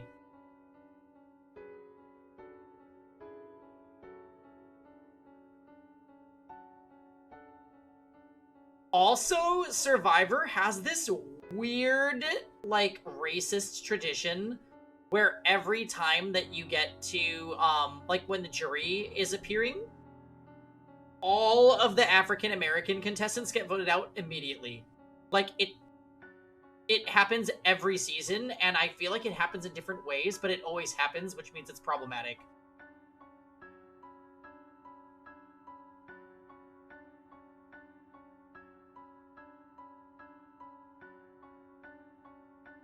So yeah, I don't know what's going on with Survivor.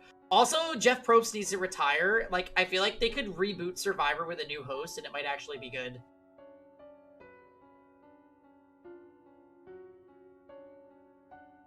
It's reality TV in general. There's an issue of social media really pushing them to become a lot more sanitized. Older shows got away with a lot because, right, the drama could be more intense. Whereas now, if there's intense drama, it gets social media flack.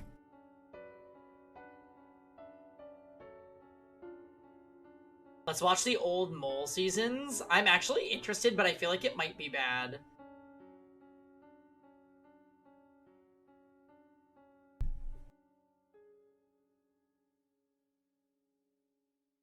That being said, I think they had Anderson Cooper. Well, sign me up. I fucking love Anderson Cooper.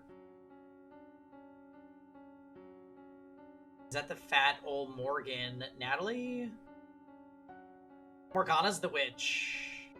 Any further questions?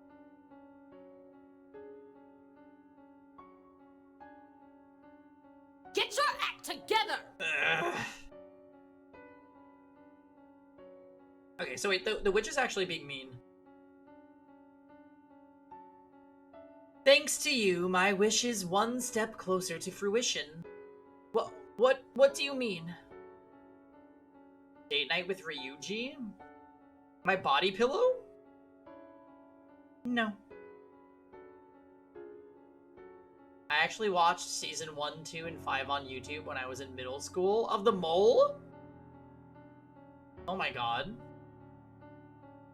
Yes. Wow, are they decent? The OG Mole was lit. I mean, I'm like curious. I would check it out. I rewatched all of Survivor in like 2020, 2021. And even the early seasons were still pretty fun. Even though it was like cringy reality, like early 2000s TV. You had a good time, but nostalgia, so who knows, right? As is the case with most media right now, right? It's like, did I like it because it was good, or because I'm remembering liking it at the time? Early Survivor, best Survivor? Yeah, there's an argument for that for sure. I think Survivor got too convoluted with like all the idols and shit and advantages. And also just like general people on the show.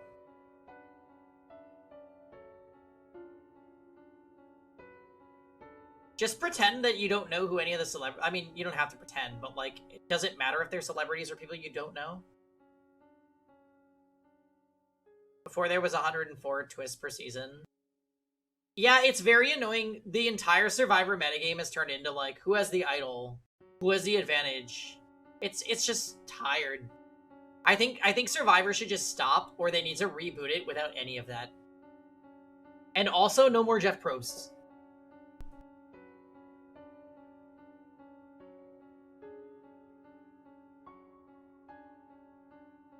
He's daddy? Ew, absolutely not.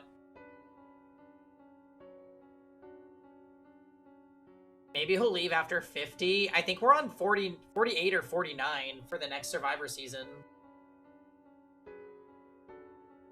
My sister said there's some famous podcaster that's gonna be on it. What do you mean I killed Hayden? You mean to claim you didn't? Tell me, who was it that put the poisoned sugar in his tea? No, I didn't mean to. Your intentions are irrelevant. Everything moves along the path forged by my wish. They already announced that season 50 has returning players. Oh boy. I'm like over the returning players thing. Ever since they did that season with returning players where Kim came back and was like terrible, I'm like, wow, my entire Survivor goddess got annihilated and I'm not here for it. Let's use Dua Lipa as a host. Yeah, I'm down.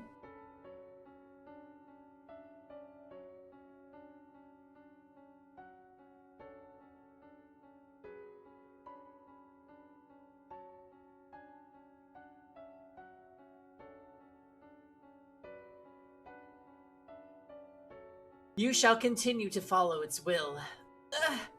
You know what? I'm done feeling like this. I don't want anyone else to go through what Hayden did. What are you going to do about it? I'm done listening to you. Without me, you have no influence over this world. Peggy actually wants that Australian Traders host? Yeah. Well, Australian Traders host was insanely hot.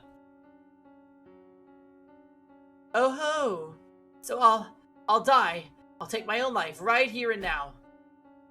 I grabbed the nearby knife and held it against my breast. My hands were shaking, my heart pounding, my whole body was racked with terror, but I could have sworn I heard Morgana gasp.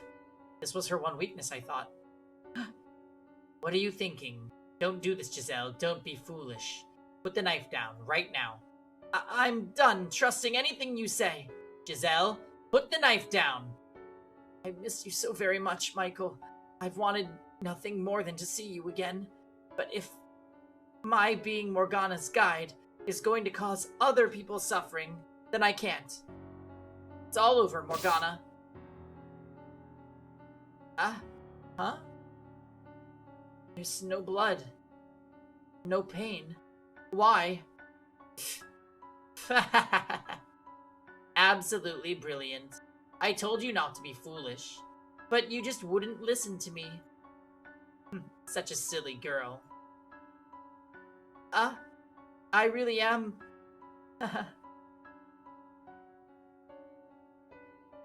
Couldn't even die if I wanted to. Learning that absolutely crushed me. My backup plan, the one escape route I had thought would be available to me, had been ripped away. My spirit crumbled, and I felt myself sinking into a vast darkness. I began losing my grip on myself, which is when I recalled Hayden's advice. Build a cocoon. It was the only option I had left, my final chance at protecting myself, although ultimately I was unsuccessful in that endeavor, as you know. But by that point, my mind and spirit had been all but lost, eroded away by the years of solitude, the witch's whispers, the brief glimmer of happiness, the eternal, boundless darkness it had left me in. It was in that moment that all light drained from my eyes. And it was in that moment the maid was born. There's a season 2 of Australia, so we can revisit. Yeah, I think we might start it next week, Rosen. I was thinking we might start it last week, but we ended up watching like 3 of them all.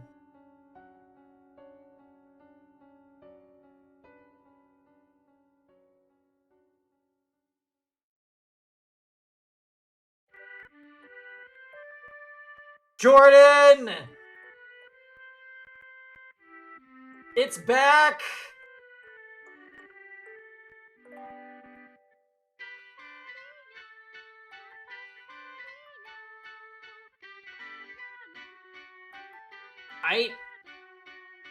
What did... Hey, Thomas. Yes, the drama is starting. Do I remember what voice? Oh, dearest Mel, come over here! There's so many beautiful flowers. I'm a third year, damn it! Now, Nelly, there's no need to run. You're going to fall, and you can't say I didn't warn you. Hello, I've never seen you before. Are you a new maid? Good afternoon, Lady Nelly. That is correct. It is an honor to serve you. Oh, did you do all this?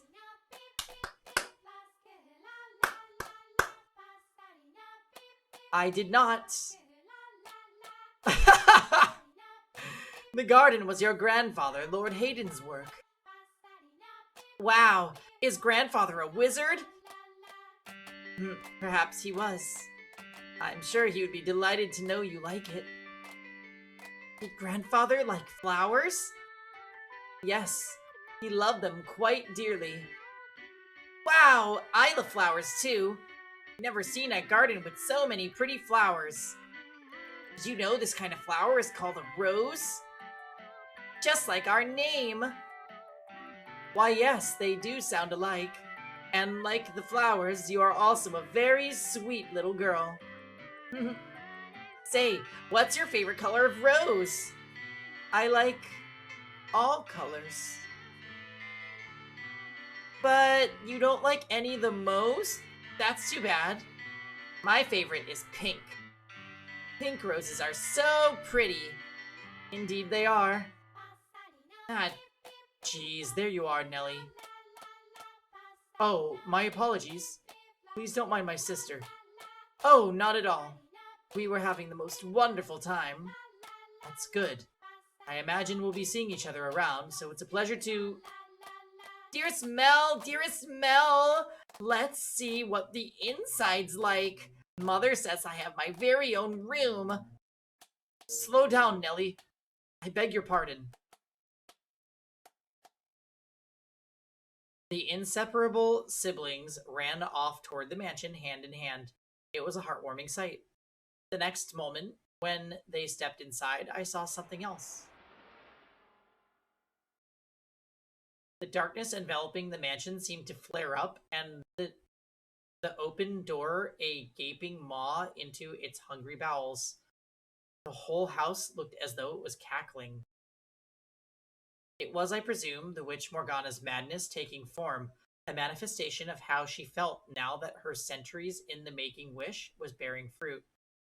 Those two children were the ones Morgana has been waiting for. If I still had any willpower to fight left in me, I would have taken them by the hands and sent them somewhere far away. I would have done something before the house swallowed them up. But instead, I just gently lowered my eyes. Misfortune would surely sink its teeth into those two children before long. Pain and misery would befall them. I knew no good lay ahead of them, but my heart had all but frozen solid. I had my hands full taking care of myself. So I let Hayden's beloved grandchildren fall into the witch's hands. I was, for all intents and purposes, Morgana's marionette.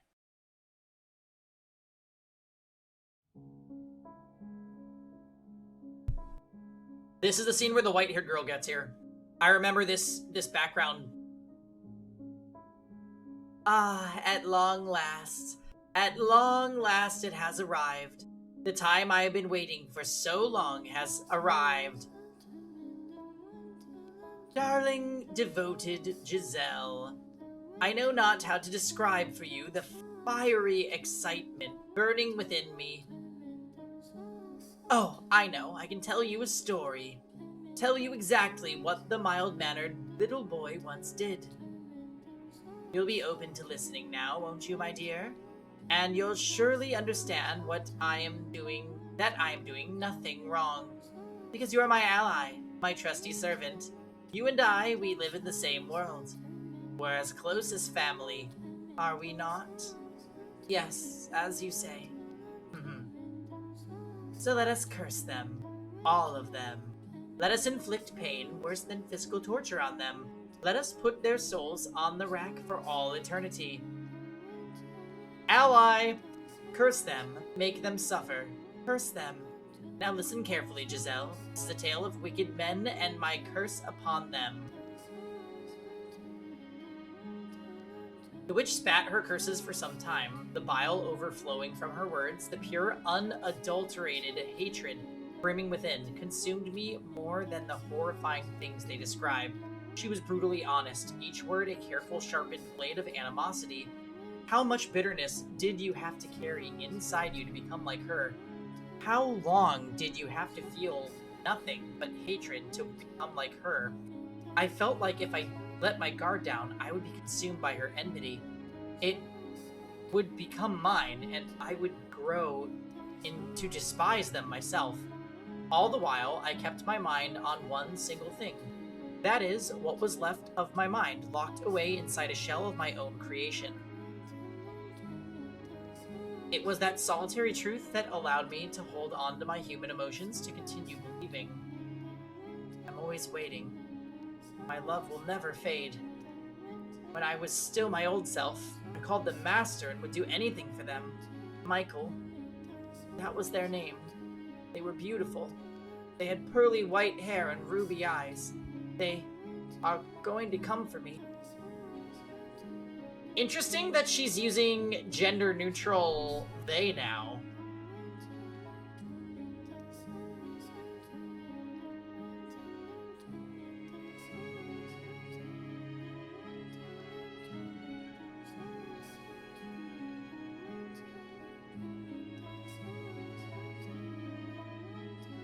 Michael, all I can remember about you is your name, your glassy white skin, your fiery red eyes, and your snow-colored hair.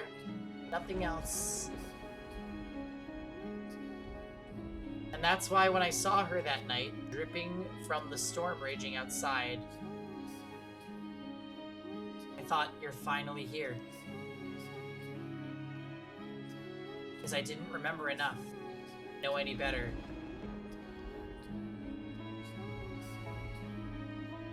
You already know of who I speak of, don't you? The person who called upon Rose Manor that fated stormy night. The girl with almost translucently pale skin, chillingly white hair, and eyes like jewels. Ah, what a beautiful girl. Her hair, her eyes, her porcelain skin. It all matches the person in my memories. She must be the one I've been waiting for. If she is... Is something the matter? No, I just thought I felt someone watching us. It's only your imagination, I'm sure. Not your imagination, then perhaps some unseen force was watching you. Unseen force? Are you familiar with how people refer to this mansion? Rose Manor. Yes, indeed. It is called Rose Manor because you can smell the sweet fragrance of the rose garden even at a great distance. That is not what I meant. It is said that a witch resides within the house. Yeah, I was gonna say, I remember that Mel was watching them for whatever reason.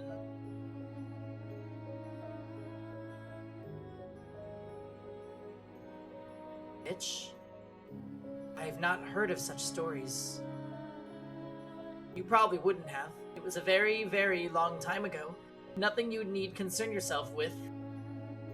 A peculiar presence about you. Should I consider that a compliment? A peculiar presence, she says. Does she sense something in me, as I do her? This has to be her then. Her name. I need to ask her name. It's getting late. You should get some rest. A room has been prepared. Oh, it has already been set aside for you. But first, may I ask you one thing? Yes. I do not believe you have given me your name yet. My name. My name is...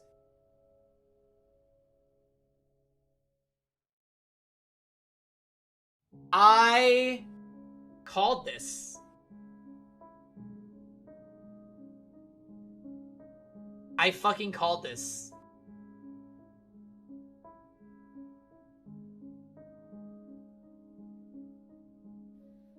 Her name is Michelle.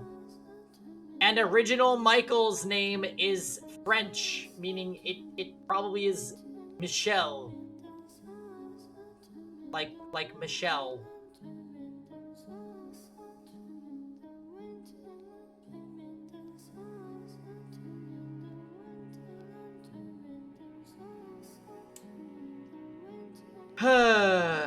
Okay. So, theories are lining up, actually. My name is Michelle. I knew it. You are the one. What? You are the one I've been waiting for. Um, I've endured so much in anticipation of this moment, so that I could reunite with you. Came to this place to see me again, did you not? Held tight to those wonderful memories until you could make it back to me. I never gave up hope. I always believed, and I hope you'll praise me for that. And I ask you, please say my name. To please make me... Um, I... I don't know anything about you. Sorry, you seem to be confusing me for someone. We have never met before now. You jest. You are Michael, are you not? That is my name, yes, but it's a fairly common name.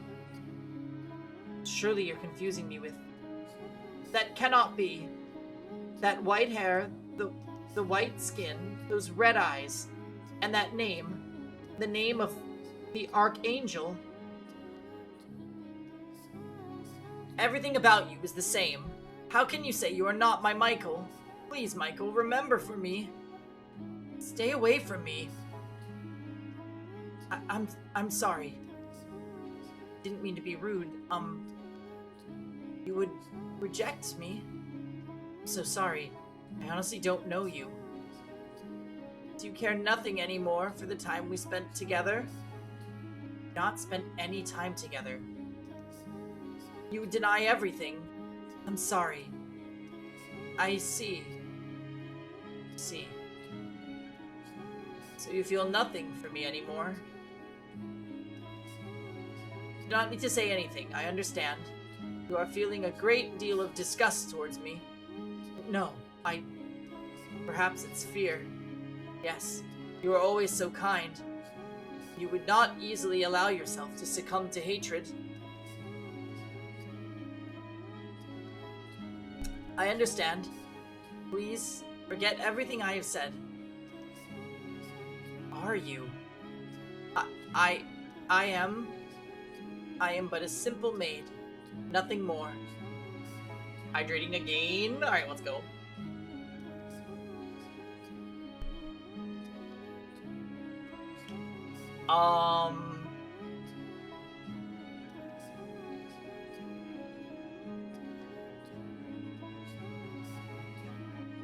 Laughable, isn't it? I no longer recognized Michael as anything more than a concept. Man or woman, elderly or infant, as long as they had white hair, red eyes, and the right name, they were you. I needed anything I could get. I was so desperate, the thought never even crossed my mind that she was not you. What do you think, seeing me like this? That I'm helpless and hopeless?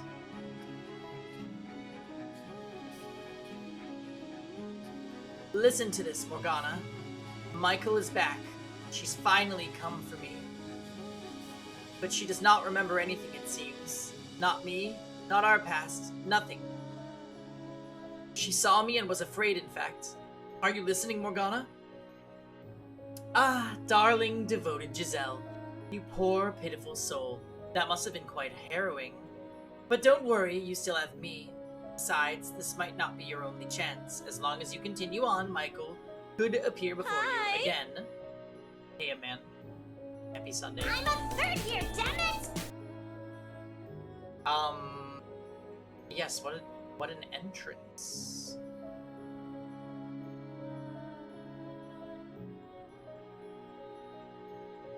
Do you think she will remember me next time? I can't say. That's up to Michael. You do have another option, though. Forget Michael yourself and seek out a new master. Just got home from a fireworks show and have some homework to do and then crashing. We are doing well tonight. We decided to do like kind of a later Fata Morgana stream, so that's fun. How long have we been live? Oh, 2.5 hours, not bad.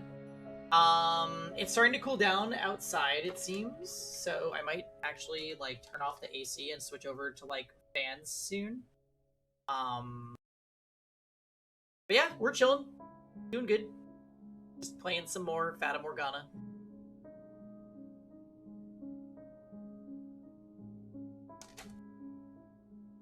You fell asleep earlier than you meant to last night? Oh, it's no worries.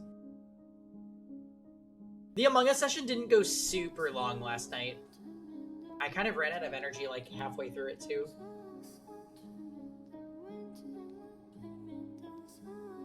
Someone who can be yours, someone dedicated and faithful. Who needs you? It was entertaining? Okay, good, I'm glad. Also, welcome, Nano. Someone worthy of this mansion. Someone who needs me. That's right. Michael didn't need you after all. It's alright. Don't worry. You have plenty of time.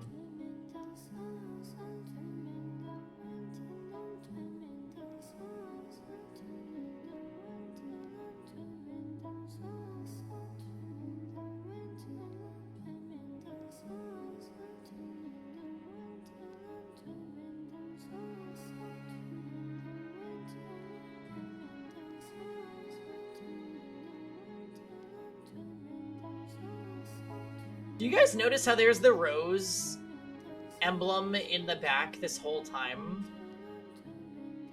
I did not initially, and I don't know if it's been the case throughout Door 1, but now I see it.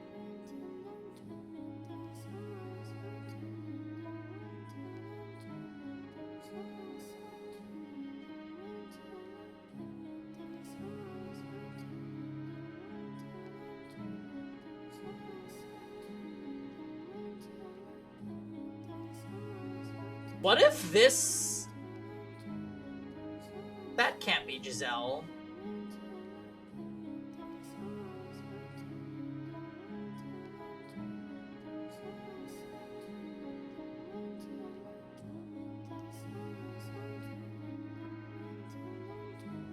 This is so sad.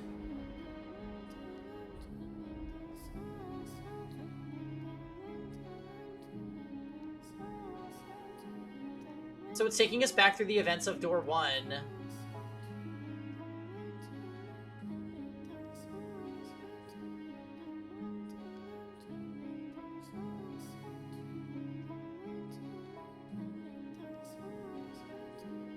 Yep. Then the thing happens.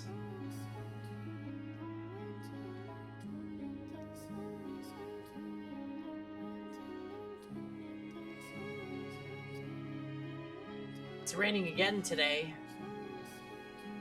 I kind of wonder what happened to him after he fled the mansion, although I suppose it doesn't much matter to me. The witch is surely watching him. Such a dreadful storm. It sounds like someone is crying.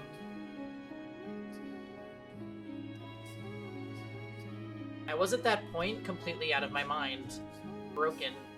My smiles, frowns, and gasps had all been replaced with imitations. Shortly thereafter, the flaxen-haired boy moved out of the house and went on to become a priest. The girl fell ill a few years later, her disease eventually taking her life. Nellie?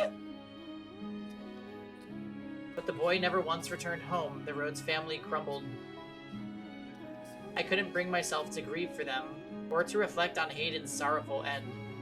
I simply waited for them to begin, for time to begin moving once more.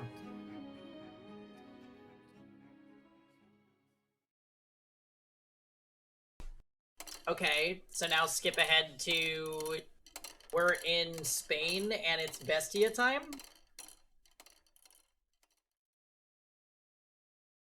Little remains to be said about my broken self, but as I stated before we began, this is the Maid's Tale, so I would like to take this opportunity to elaborate on events I was unable to show you before.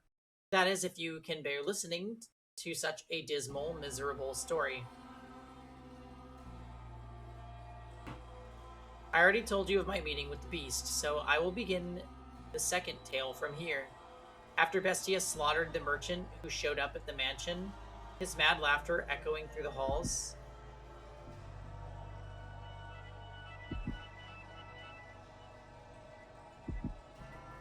Are we gonna hear the noise again?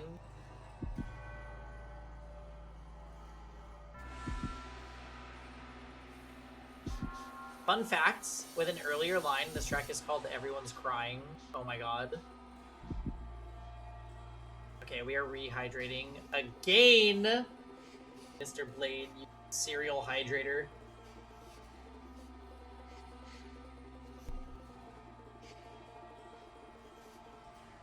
The track before the time skip.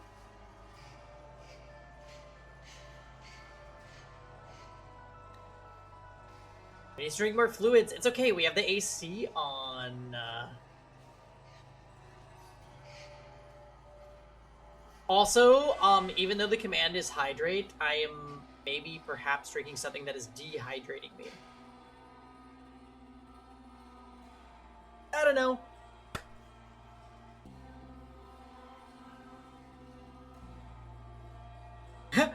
Oh.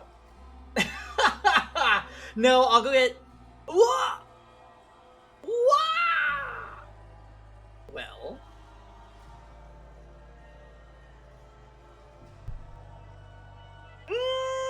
not this! You might get another drink. Do it, Nano. What are you having? Is that a pink shirt? Hey, Louie. Yes, it is. I mashed CF net play. Okay, yeah, that's a good reason to drink. Mm-hmm. Hi, Louie. Thank you. I love my pink shirts. AC still busted, but maintenance put in wall units. Okay. Are we staying cool-ish? It's actually, I feel like outside is probably like to a point where I could get away with opening some windows. A green apple drink. I wish I had rum, but too far. It's cooler. Okay, good. Good.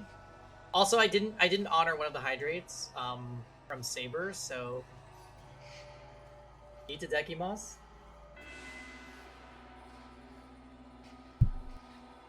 Cooler than last week. I think this week is actually going to be hot. At least in SoCal.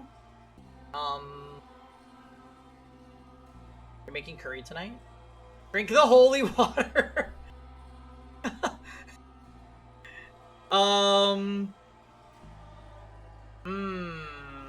So tomorrow and Tuesday are actually not going to be bad.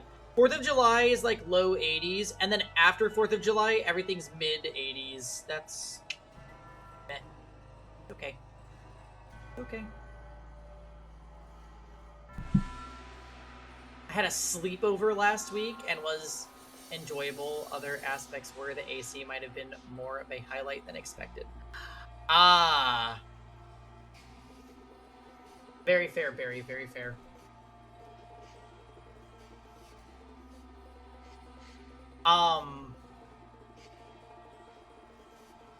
Louis, I feel like it is very... Are you on your way to work? What is happening right now? Are you at work?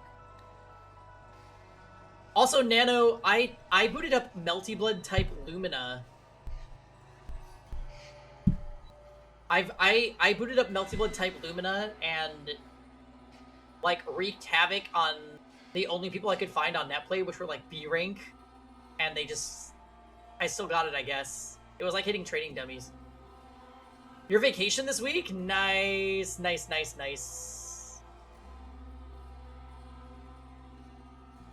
Are you... Oh, right, because you took off time for Final Fantasy, right, Louis? Was that the reason?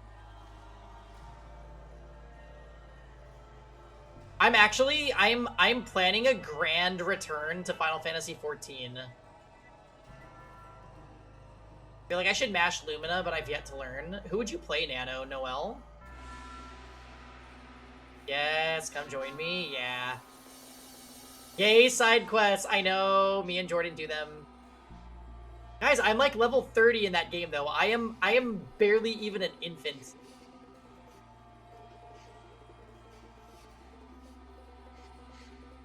If you ever need help, let me know. Yeah, you got it. Coco Bussy misses you. Coco Bussy? Hey. Wait, that was the one that betrayed me in the quest, right? Coco Bussy was bad news.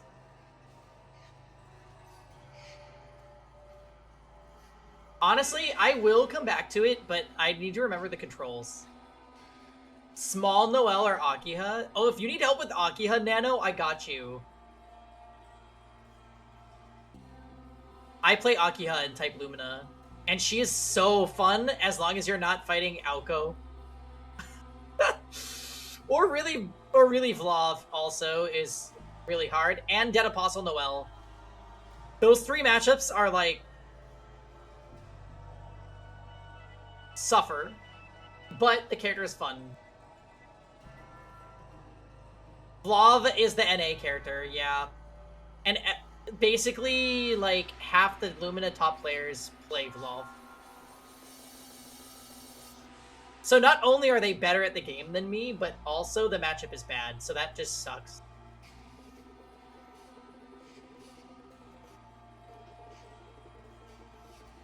But yeah, I think we're gonna have another, like, 14 era.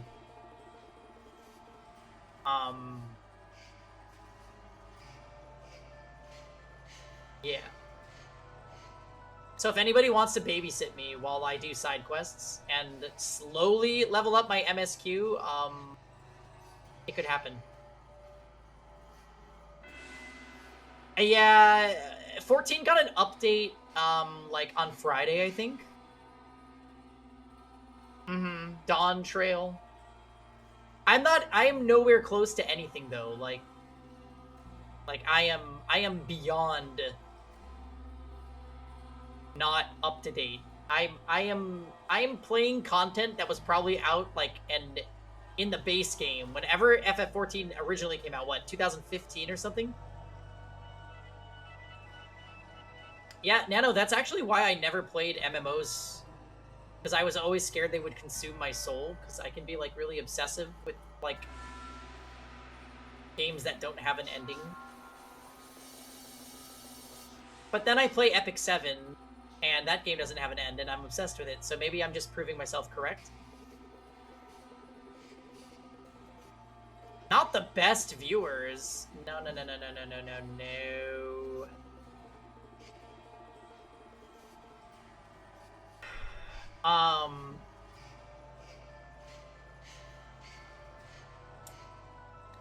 MMOs don't stick. E7 recently has made me not want to play. Why? Is this something I can help you with? I currently find that I think E7 is solved.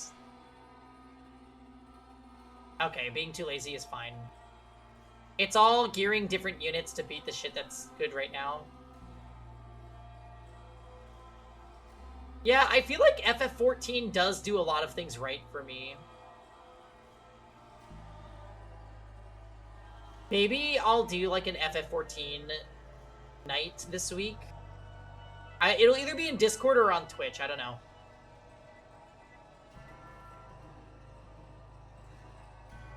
Your slutty catboy will forever rot in the ether.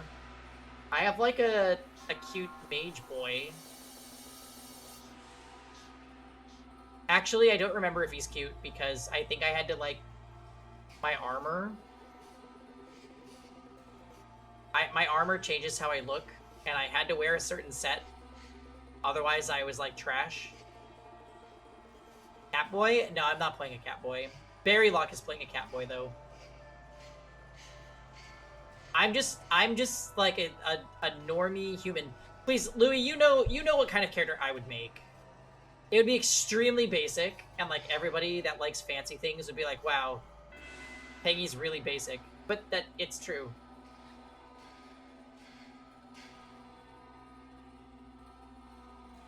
You can make a cat twink or a muscle cat man. Look. I know who I am. I know who I am. My FF14 character is definitely basic. He looks like me, but like with a big faux hawk, and he casts magic, which is cool. But unfortunately, he's like still a thaumaturge or whatever. I'm stuck. I actually am high enough level to become a black mage, but I can't do it because my MSQ is too low.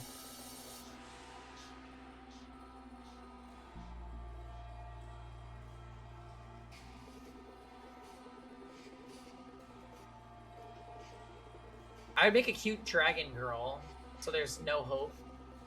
Yeah, you might get absorbed. You know what, Nano? Maybe it's a good idea that you don't play, because now that I heard about your C6 Farina,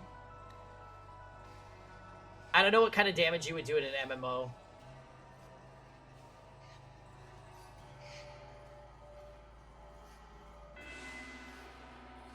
I know.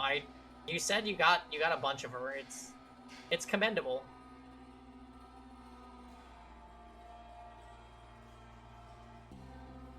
My Genshin account needs a damn rework. It's fine. I'm gonna have the Saber Lyn assist soon, and then everything will be perfect. I'm also building a character that I despise, if that's any information. Figures that I would be interrupted by an ad break that included a Mountain Dew Final Fantasy XIV promo? Yeah, because our computers are listening to everything that we say and type. I never thought I'd ever see 6 for my entire account. And you did it for Farina, who's one of your faves, Nano. That's pretty good. Farina's broken at C0, so I can't imagine what C6 feels like.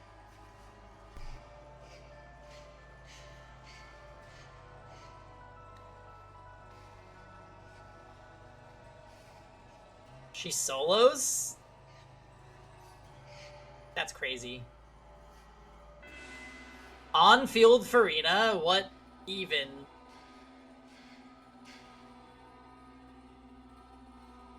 Ha ha ha ha! Hey, did you hear that? Did you hear his screams? Ha ha! He said I was a monster! A mutilated body lay sprawled across the living room floor. As you can imagine, that was my first time ever seeing such a bloody, mangled corpse. I could not look directly at it, so I averted my eyes. Hey! Hey! You saw it! I just proved that beasts are stronger than humans. Indeed you did. Alright, sounds good, Nano. Ha! Ah, I know. I've got a great idea. You asked if I wanted to become the master. And I said I did. Which means you work for me, isn't that right? So you'll do whatever I tell you to do, won't you? What would you have me do? Chop up his arms and legs and make a stew out of them.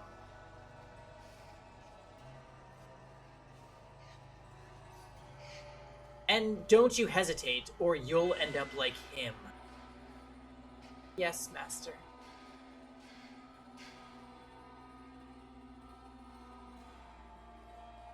So, she can't die, but what if somebody, like, physically dismantled her?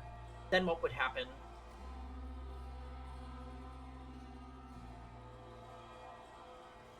You know?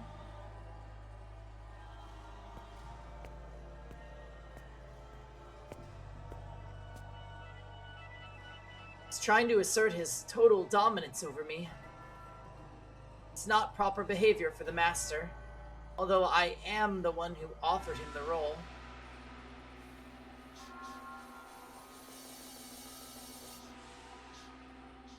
Dismantled like she's Aegis. Like, dismantled like she's chopped up. I assume the witch would probably reconstitute her, but not positive, yeah. Although I am the one who offered him the role. Do it. He's an utterly mad beast. But am I really all that different? Ah, there's blood all over my hands. Sounds like someone's laughing. Is it him or is it her? No matter what happens, it won't affect me. The cocoon is not the real me.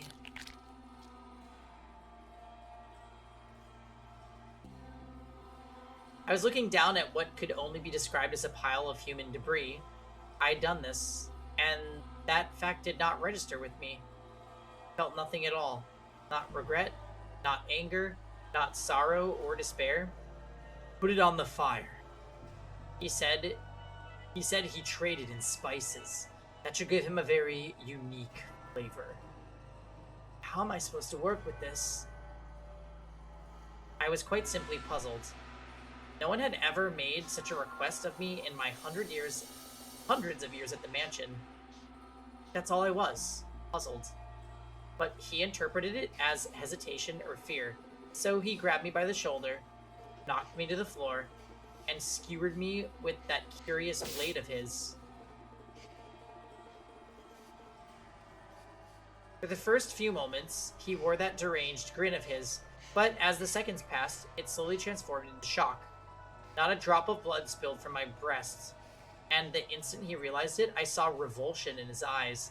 Him of all people, a man who cackled as he slaughtered others, was disgusted by a mere maid. It was absurd. So much so, I almost wanted to cry. You. Is that all, master? Are you not going to dismember me? You could try stabbing my face, or my neck, or my stomach, or any other part of me. Maybe then I might die.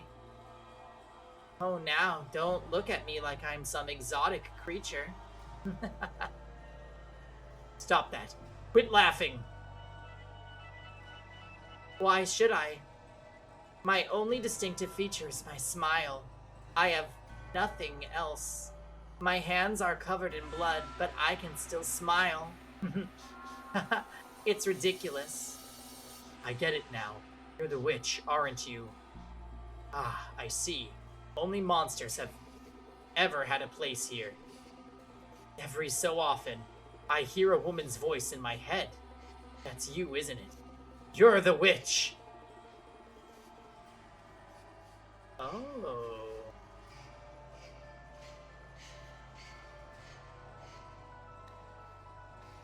So... yeah, Louis, if this is your first time watching this game, hilarious. Because this game is actually really interesting. It's just has a lot of plot twists and a lot of background information that if you don't know, it might confuse you. But, very, very well-written visual novel. What I was stopping to think about, though, is does each master of the mansion hear the witch, then? If Yukimura was hearing it? Because this is a flashback to a character that was in kind of early on in the game.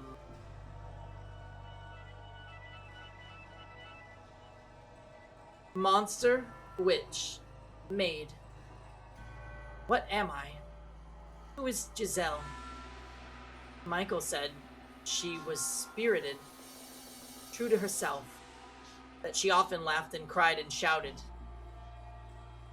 Ah, we just had to flash back to that. Oh! But I don't know anyone like that. Oops. I'm just a maid. Nothing more than a servant. The woman's voice he had said he heard was probably the real witch's, but I had no interest in that. I almost would have preferred not having to think about anything at all. Nothing would cause me to waver in my head if my head was empty. A world without joy or sorrow sounds quite wonderful, but nothing ever went the way I planned. Okay, we are rehydrating.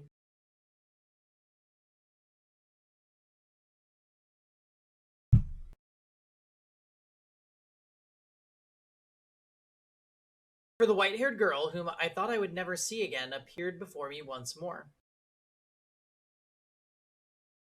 I was quite nearly in a panic. Beneath my perfectly practiced smile was a veritable storm of emotions. Faint hope flared up within my shell.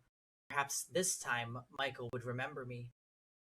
But that hope was unsurprisingly in vain.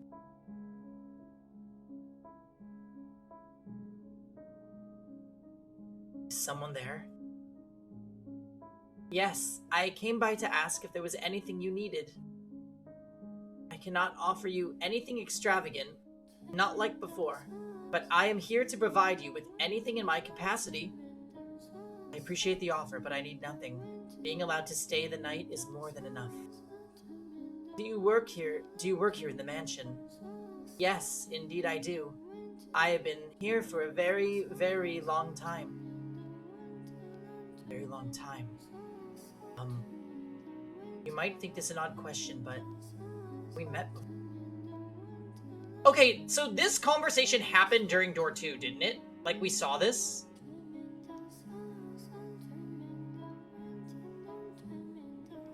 Okay. Okay. Got it. Got it!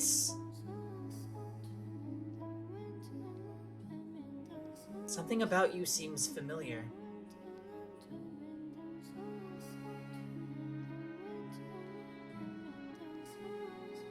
And I get the feeling I have been in this mansion before.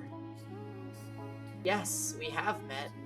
It was quite some time ago, though. When was it? It was an unimaginably long time ago. Do you remember a boy and girl with flaxen hair? Flaxen hair.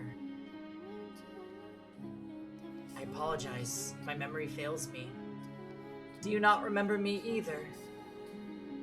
I was afraid of this. She doesn't remember anything this time either. But I will not be so pushy this time. I could not bear to be so blatantly rejected again. I see. You should probably not push yourself to remember then. There were joyous times, and there were less than joyous times. But would you be so kind as to answer one question? What might your name be? My name is Michelle.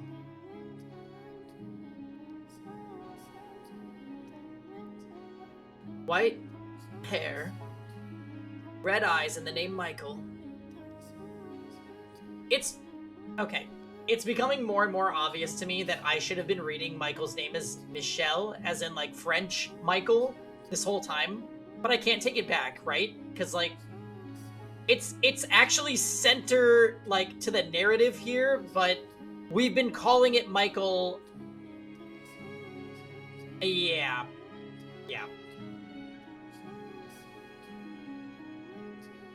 Which I would like to say, we brought this up at least 1 or 2 streams ago, where I'm like, if it's French Michael, Michelle, it sounds like English Michelle, which is a girl's name.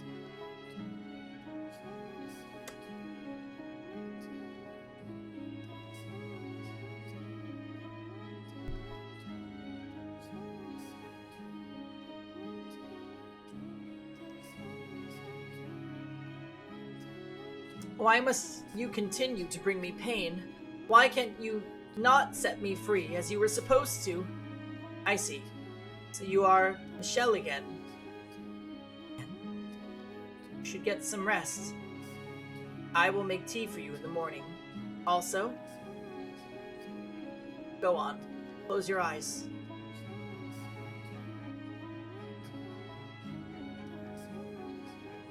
The white-haired girl lays so quietly in her bed, I could not tell whether she was asleep or awake. Even the sound of her breathing was too faint to hear. Standing over her, looking down at her, the locked-away despair and wails of lamentation, I thought myself no longer capable of came bubbling back to the surface. But can you honestly blame me? I'd been waiting for Michael for so long. She was the one thing holding me up. She was the only thing keeping me, my broken self, from falling apart completely. The big change is that during door 2, we got a blank for what her name was, and what the maid said after that. Otherwise, yeah, we saw the conversation at the time. Yeah, that seemed vaguely familiar, and I remember every time that the name of the white-haired girl came up, it was all X's.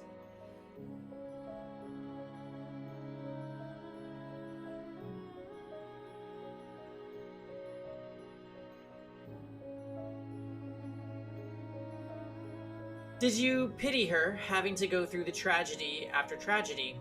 But every time she showed up, she said herself she did not know me, bringing me more and more grief. I've been waiting for hundreds of years, waiting for her for so long, my mind slipped away with every passing day, waiting and waiting and wait. My apologies. have to be careful or I'll slip back to what I was then. If you weren't here holding my hand now, tell me, you are Michael, aren't you? It's a relief to hear. Yes, thank you. I'm alright. You think I'm as muddled as I feel? Let us return to the tale then. You don't know what this feels like. You don't know how much it hurts for someone you've waited so long for to say they don't know you. You have no idea how much it crushes me. Rather than feel like this anymore, maybe I should just end it all with my own hands. I reached my hands out towards her slender neck. Whoa, whoa, whoa, whoa, whoa! What? I was not an especially strong woman, but I thought even I would be able to suffocate her with relative ease. She was blind at that, so she wouldn't be able to run. However, that was one thing I could not bring myself to do. I can't do it. Why? What? I ran and I ran and I ran, though I knew I had nowhere to run, plunging myself into the mansion's darkness. I did not want to be there any longer. So is this why the maid disappeared during that, like, basically all of door 2? I did not want to have anything to do with her. But being an inhuman inhabitant of the house, I could not close my eyes or plug my ears to what happened within its walls, as much as I may have wanted to. It didn't matter where I was. I had no say in the matter. I was forced to observe the events until their tragic conclusion. Twisted, bloody madness. Their wretched wails creating a whirlwind of misery. When it was all over, Morgana cackled like a little girl.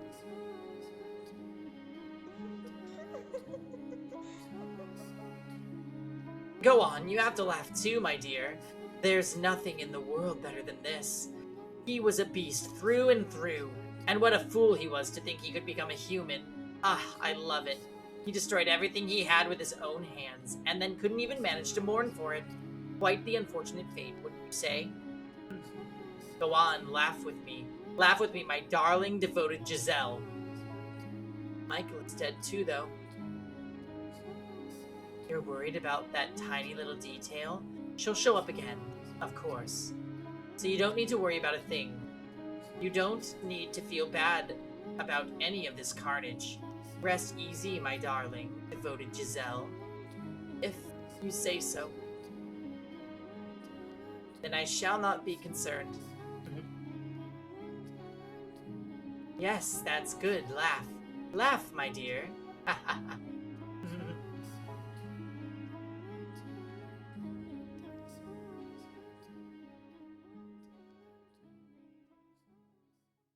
Is it time?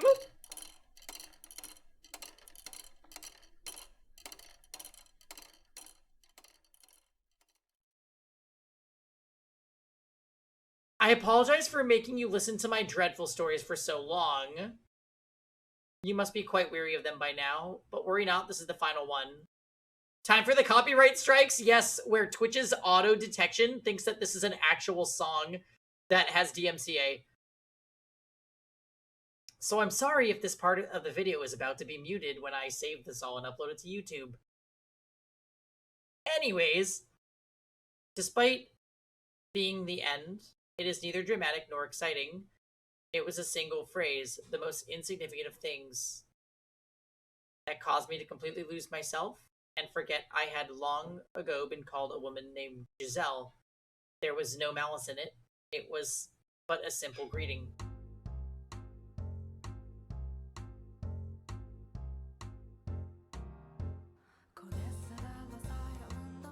This isn't the song, but this is a good song.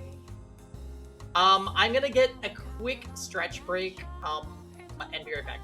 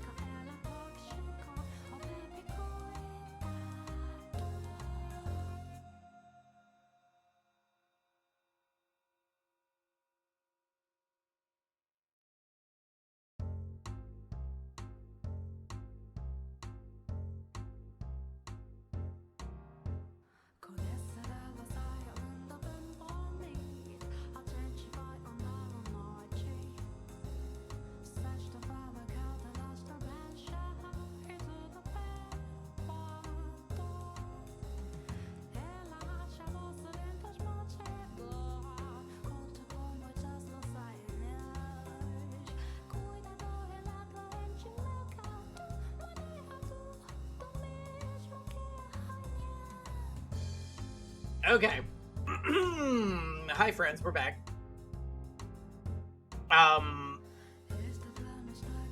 Here we go. Do you remember how the first time she arrived? Michael said I had a peculiar presence about me. She felt something was there between us. The second time, she said there was something about me that seemed familiar. She did not remember why, but her soul recognized the bonds we shared. So I assumed that this next time she showed up, she would feel something even stronger, or perhaps even have her memories. Despite having been let down again and again, I still held on to the faintest glimmer of hope.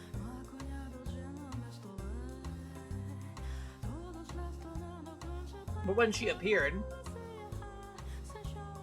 she was someone else's wife. Hey, headmaid, get out here. I'm right here, sir. Is something the matter? I figured you should get to know her as soon as possible, since you'll be spending a lot of time looking after her. Hey, get out here. Christ, there's not a goddamn confident bone in your body, is there? I'm sorry. I'll be right out.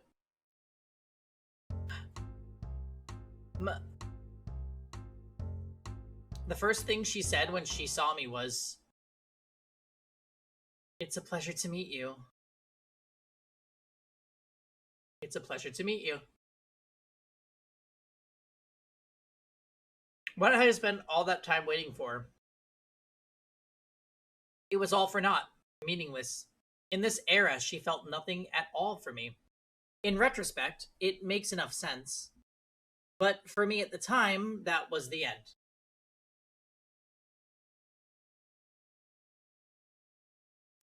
Yeah, I feel like the maid wasn't really present in the third door all that much at all, right?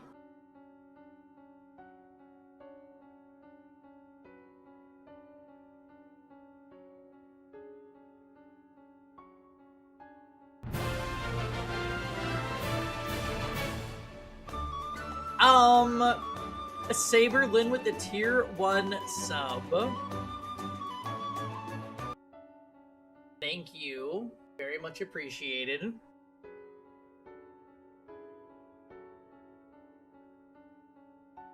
She showed up here and there, but not... Yeah. I feel like she was most involved in the first door.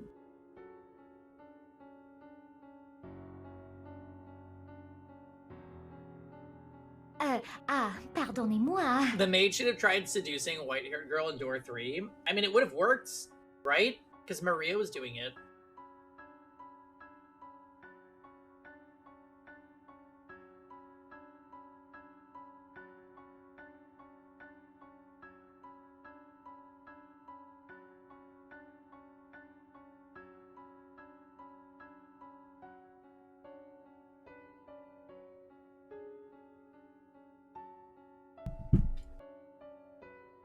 I have missed all of the story.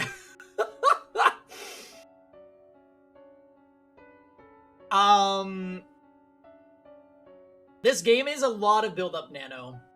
And right now, we're getting, like, a part of the stories that we've observed so far from a different perspective. That is really the best way I can put it.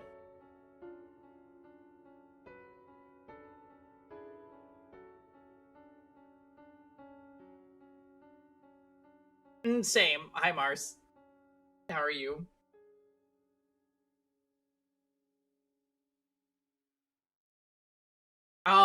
This game has been a wild ride, and I strongly encourage people that missed previous episodes to watch the VODs that I make of it, because, like, this game has been so good.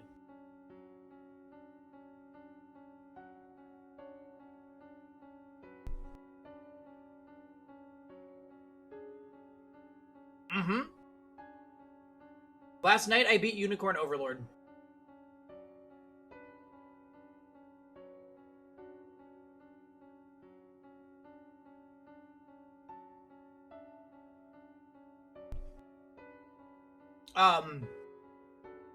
Unicorn Overlord was very, very, very good.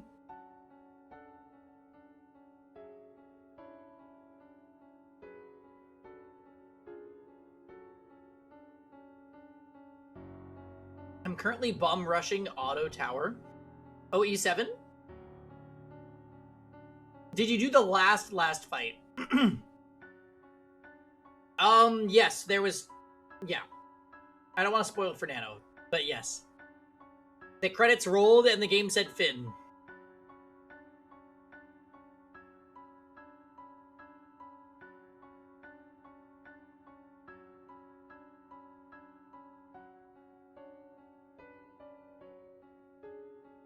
Yeah. Super duper good. Absolutely loved it. Sorry, before I continue reading, I'm just gonna like finish eating. We shall discuss tomorrow then? Okay. Let's do it. Loved Unicorn Overlord though. Like, very much.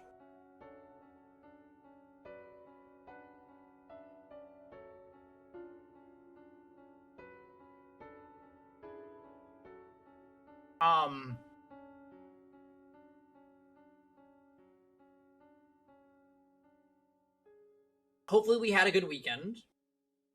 Mars Fire. 86.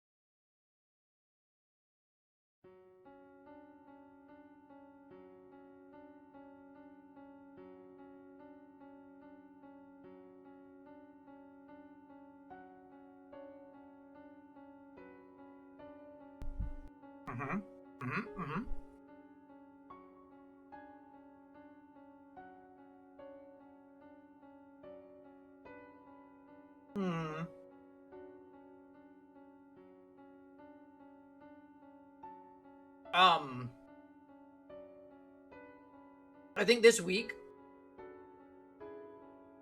So I do want to start another Fire Emblem Iron Man. But I also really want to get through Final Fantasy VII Remake, so we will see what I prioritize this week.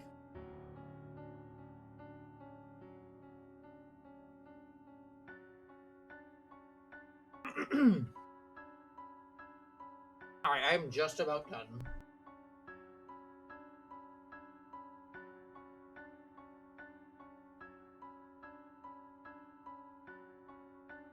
With my magic.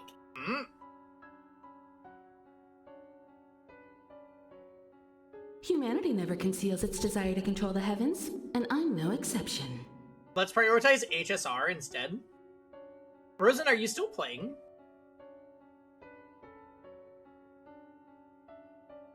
Yes. Oh my goodness. Uh-huh. So I didn't actually boot up HSR this weekend yet, but it's gonna happen soon. I am planning to play it a bit with Saberlin in chat there, so we'll see.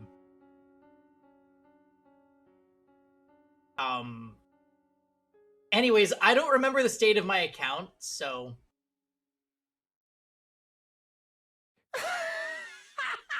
I don't know what we're gonna find. Also, pause, welcome, happy Sunday. Can I get a new camera? No. However, I'm in a different room. Looks crispy. Well, thank you. That might have been my dinner that was crispy. I just had a chicken sandwich and sweet potato fries. Delicious. Anyways, if there are good Honkai Star Rail commands from new characters, let me know and I can make sound commands for them. I don't know anyone past...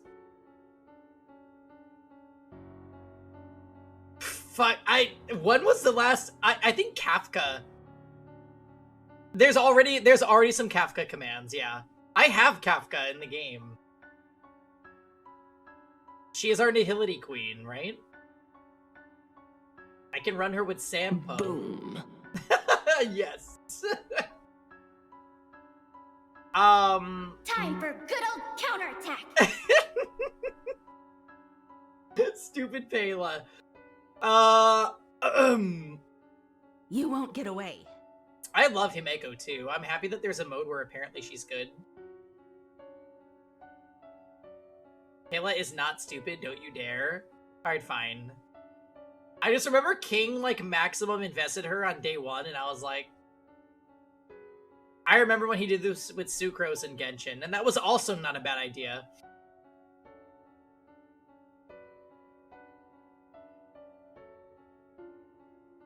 I was thinking about my account the other day, though, and I'm like, I think my only healer is Natasha. Sucrose still eats? I know. I know. Because, like, sometimes King picks good characters. Let's log in to get Bartender Chan. Is he on banner? You rarely... All systems online. You rarely ever use Sucrose? I know. Me too. But I have Kazuha and Venti, so, like, why would I ever? That is the truth. Same, but she's still good. Yeah, I agree with you. Sucrose better than Venti? Sparkle might have some fun ones. Oh, like voice lines? we will examine and decide. Sorry, not sorry, but Sucrose is better than Venti. I built crit on my Venti, though, and my Venti kind of eats. But if you're fighting against an opponent that can't get sucked in, then yeah. The Butterfly is better than the Vortex in some ways. LRK sounded very close in this second room. Yeah, sorry. It's because this right here is a window, so LRK is essentially right here. As opposed to before, where I was, like, out there, and then it was, you know, farther away.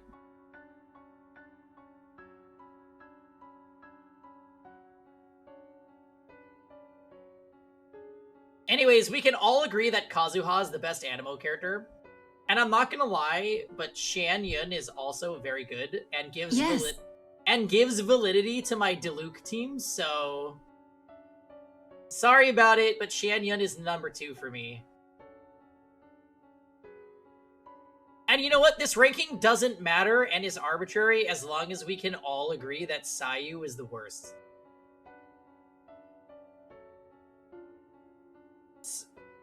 Sayu is actually the worst character in Genshin Impact. I'm gonna go on record and say that. Sayu is worse than Amber.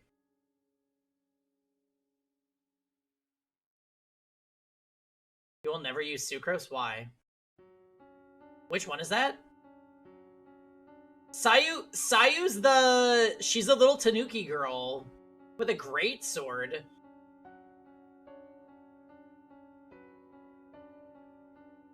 Dude, Sayu's hangout made me want to quit the game.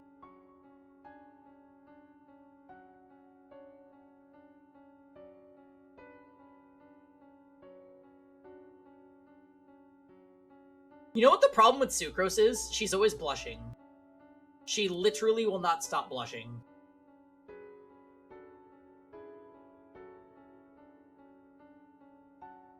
Yeah, she's always ooh-wooing, and, like, we can't get behind that, I don't think.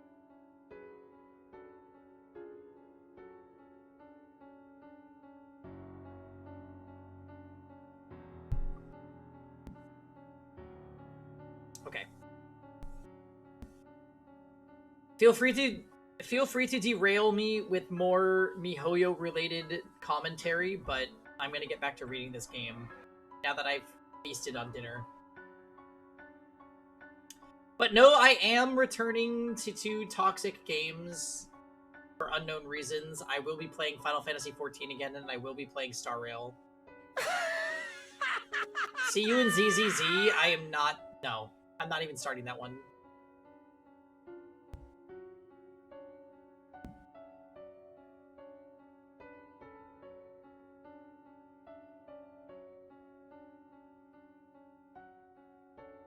Speaking of toxic games, I played Pokemon Unite today. Me and Jordan were suffering.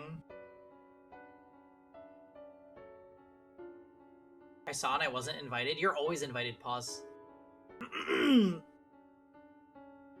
anytime I'm playing, you are welcome to play with me. The problem is that I didn't realize just how pay-to-win Pokemon Unite is. Because if you play free-to-play Pokemon Unite, your items basically don't get leveled up at all. So the people that are spending money are just so ahead of the curve that you get fucked as soon as you start playing with them. That is the main issue I am feeling with Pokemon Unite right now. And I think that might be a problem with, like, games with microtransactions in general. Right? Because you can make the same complaint about Epic 7. Epic 7 is a fun game, but if you play somebody that spends a lot of money on it, you just get outgeared and destroyed.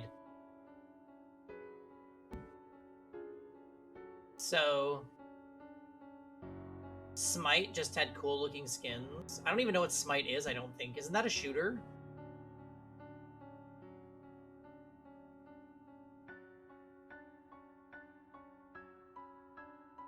It's MOBA? For real? Well, whatever. Swag ever. I wanna play Eternal Return. I'm a third year, damn it! I want to play Eternal Return, and I want to learn it. Jordan. Wait, Jordan's probably in bed. But Jordan's gonna play with me. Isn't sort of Convol something gotcha coming? I don't know. I don't really care. The one that looks kind of like Triangle Strategy, right? Look, Mars, you didn't hear this from me, but there's a rumored Triangle Strategy 2. It's rumored.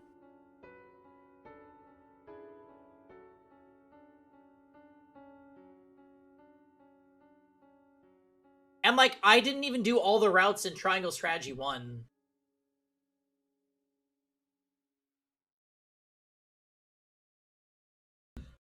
Speaking of not doing all the routes, I think we need to do the Edelgard route in 3 houses soon. Like, non-Iron Man. Just, like, do it. You know what I mean? For the content.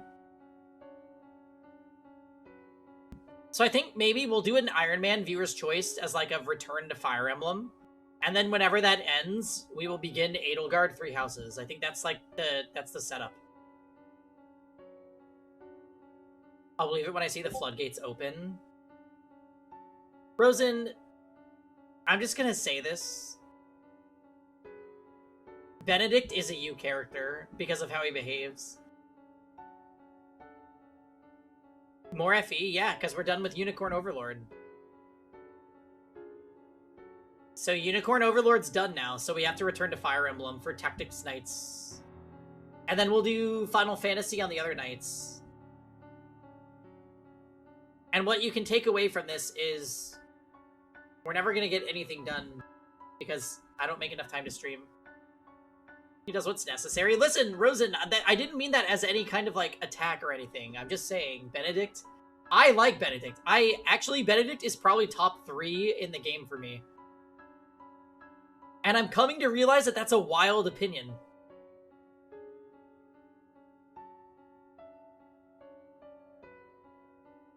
We did the Benedict route, yeah, because I like Benedict the most.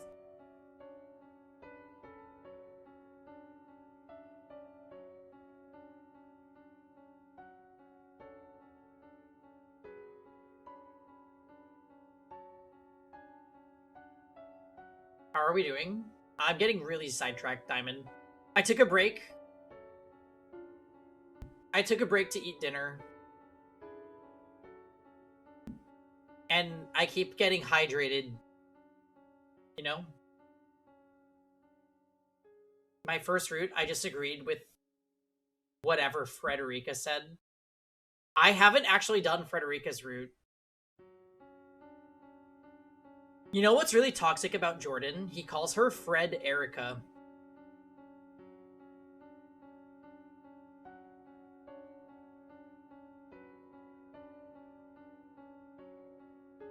It's like very...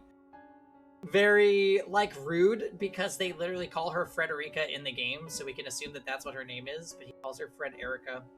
And it's spelled that way, so I don't really know what to do with myself. Anyways. Anyway, Diamond, I take it we made it home, and that is wonderful. Shoutouts to Overtime Sundays, Potato Sunday, Overtime Office, Ghost Office Sundays. You're at work for another hour? What time is it? Girl, it is 9 p.m. Okay, well. Morgana! Morgana! Cast me into darkness. Make me a formless being like you. I don't want to be here another second. I don't want to look at her ever again. Morgana! Morgana! I'm absolutely doing this again. Because you're like...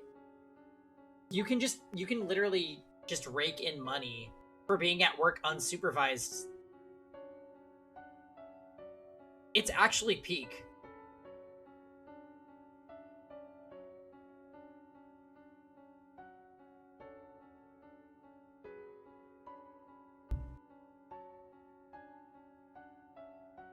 Please listen to me. I'm begging you. Now, what's the matter, my dear? It's not like you to throw a tantrum. And notice the chain effect in this background. I can't take it anymore. I can't do this. Michael again. I'm doing what I would be doing at home, which is watching you. Okay, well, fair, and you're making money for it. And that's... It's commendable.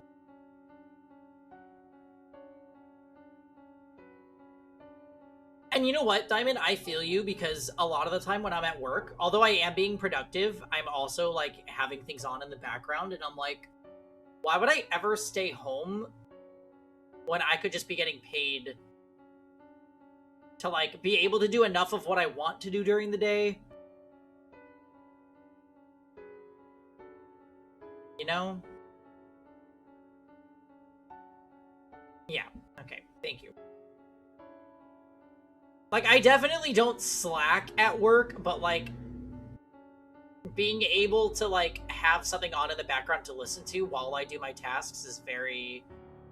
It makes the time go by so fast. Is Giselle trying to sever those chains? I think she's Are you asking if she's trying to become a greater maid?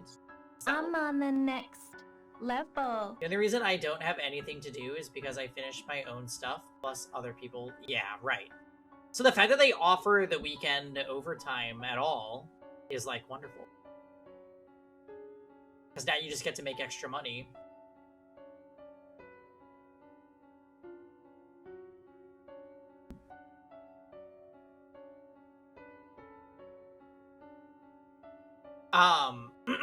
I don't know if I said this on stream, but I was talking to my boss on Friday, and she pretty much was like, yeah, we're just waiting for, like, your temp to hire position. Like, there's a minimum number of hours that I have to work before I'm eligible to, like, be brought into the main team. But she was like, yeah, we're literally just waiting for those to be up, and then you're, like, going to be offered the position. And I'm like, great. Well, awesome. I'm glad that this is working out, because that's what I've been trying to do. So, yeah.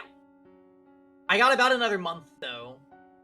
I think August is when things will start changing. But we're doing the things correctly, so we appreciate it. Michael again. Oh, you poor thing. Betrayed 3 times now. Morgana! You pitiful girl. Don't groan like you're having a bad dream, my dear. I'm here for you. Please, Morgana, erase me from existence. If you go away, then I will be alone. And that would be absolutely dreadful. But I Tell me, what torments you so, my dear? What? Michael, whom I've been waiting on for so long, doesn't. Oh, you poor thing. You spent so long riding the currents of time that you've lost sight of yourself. What? You've convinced yourself that someone else's story is your own.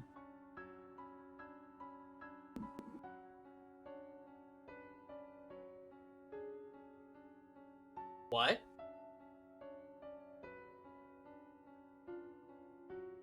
Wait.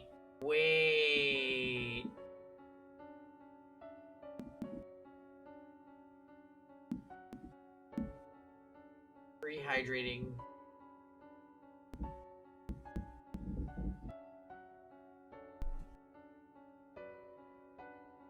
She's gaslighting, don't fall for it. I don't know what to make of this.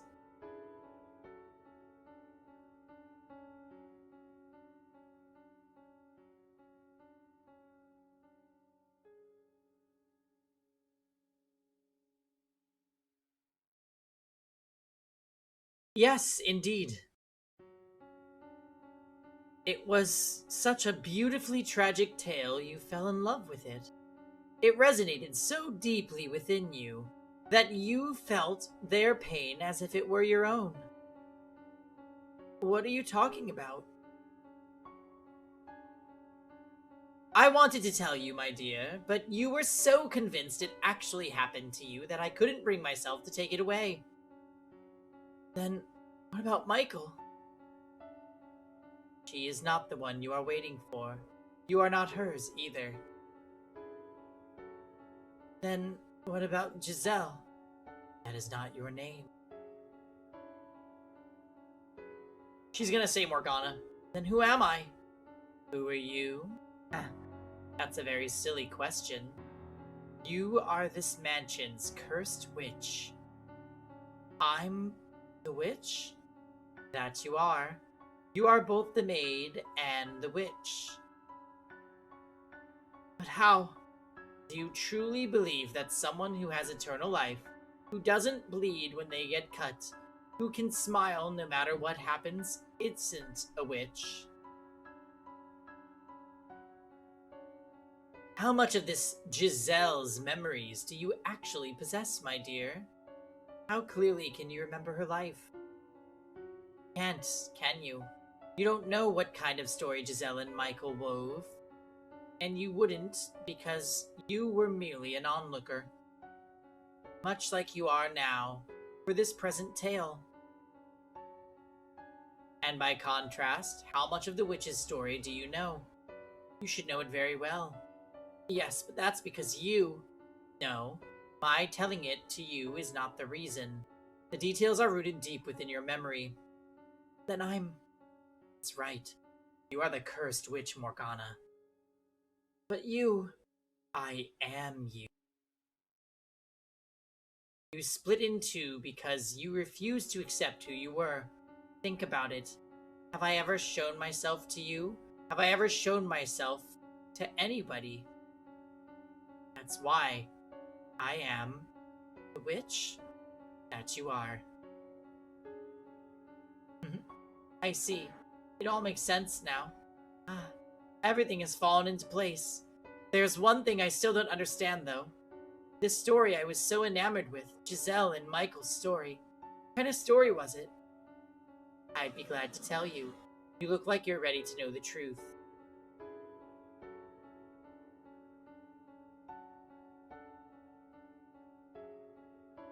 I believed every word she said. All my memories, all my worries melted away like they were nothing.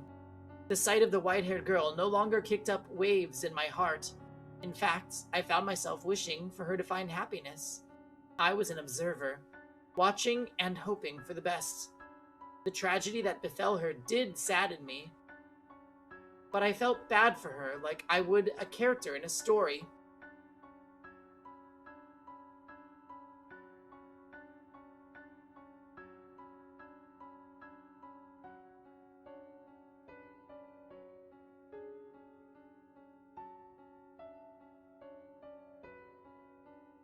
Are we gonna get to hear Maria's theme?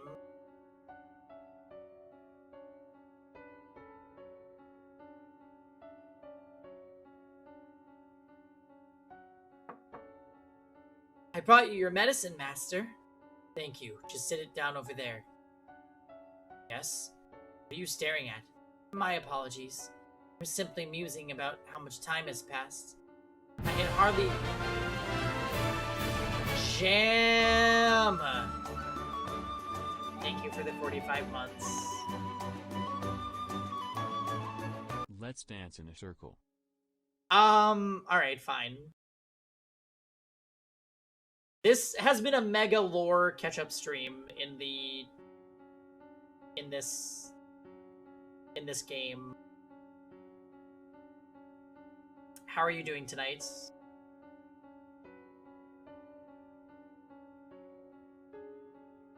I'm remembering the scene. This is a longer game than I thought it would be.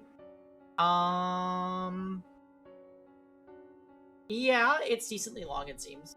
I don't think we're at the end. I don't think we're even really near the end yet. We're scratching the surface of, like, the greater plot.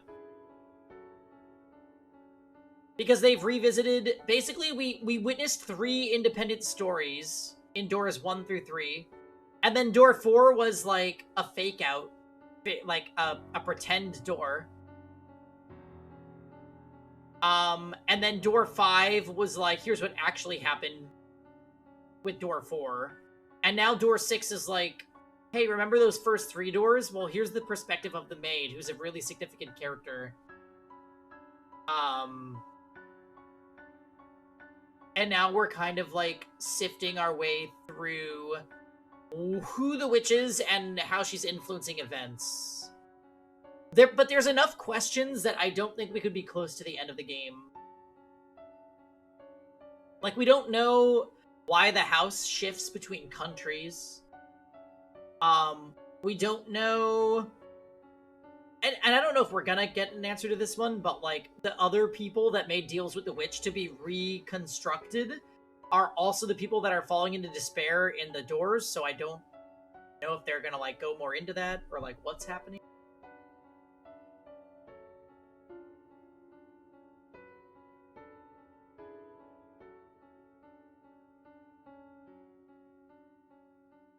It all sounds zany. Yeah, the game's been very, very, very good. Good game, well written, good music. Yeah. Basically, it's just a good visual novel.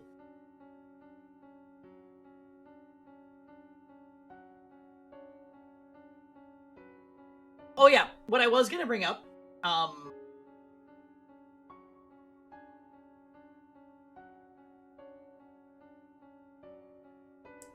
there was a scene where Jacopo, after there was like an assassination attempt in door 3, and he thought that the person caring for him was the white-haired girl, but it was the maid. So I think that's where we are right now, but in retrospect, that scene is more significant than we thought.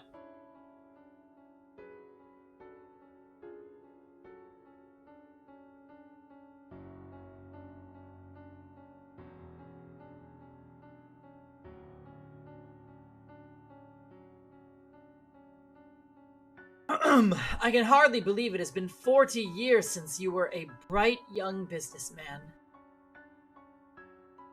You haven't aged a day. Why, thank you.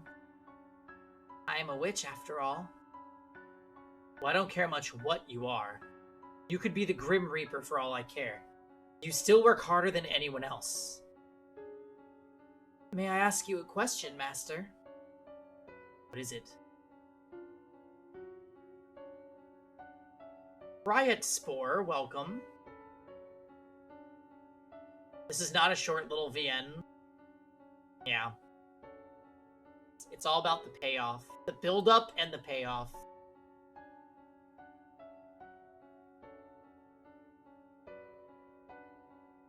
Have you not returned to your homeland? I thought it was a place quite dear to you. Can't wait for her. Back there.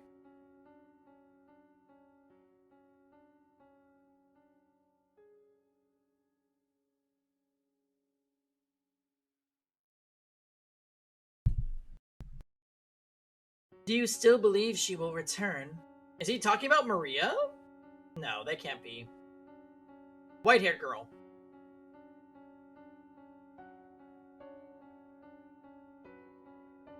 So this is maybe after the events of everything in Door 3? You locked her in a shed 40 years ago and she ran away. She's not coming back. So this is after the events of Door 3. Okay. I mistook what's happening.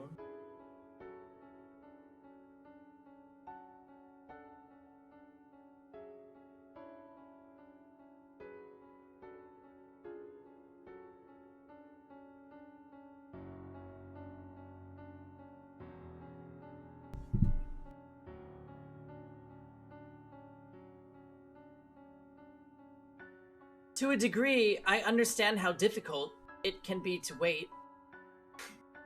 Understatement. Though for me, waiting now brings more joy than pain. With your lifespan, Master, it will be the pain that wins out. Perhaps you should consider letting go. Tell me, was her name really Michelle? Why, yes, it most certainly was. But why would you ask such a thing? Have you forgotten your own wife's name?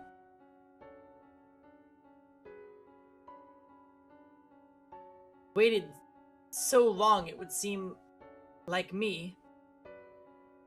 Some part of you has begun to break down. Poor, poor man. You know, you look a whole lot more pitiful than me. Oh my.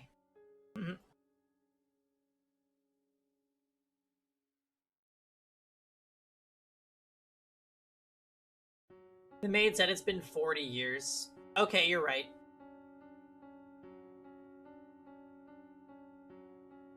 Right.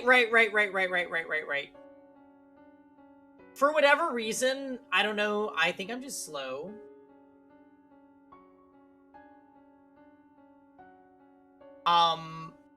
I was like, maybe the maid has seen him since he was a baby. I don't know why I thought that, but yeah, what you guys are saying makes way more sense.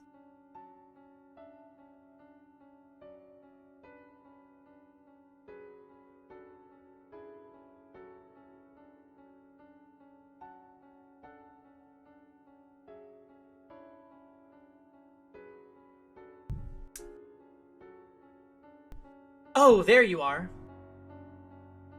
What has you in such a flurry, my dear? You are a noble servant. You must maintain your composure at all times. But the master... What about him? He was found deceased in his chambers. The doctor just came out. He said it was his ailment.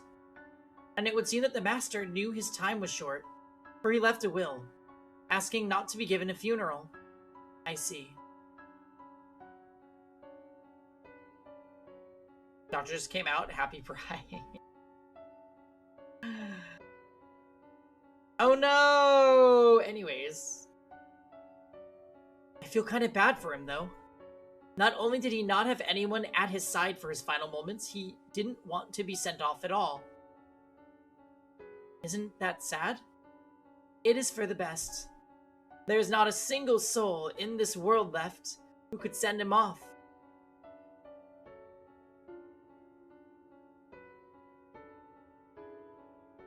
With your era drawn to an end, this mansion will soon return to existing nowhere in this world. I wonder what the next one will look like. I wonder if misfortune will befall her once more. That would be quite regrettable.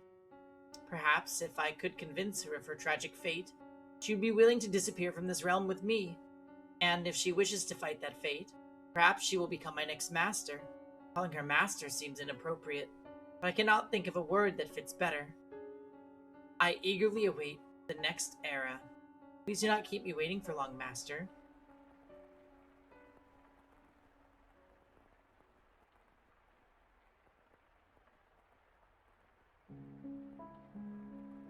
Time pressed onward.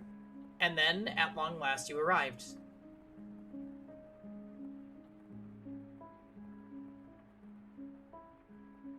Why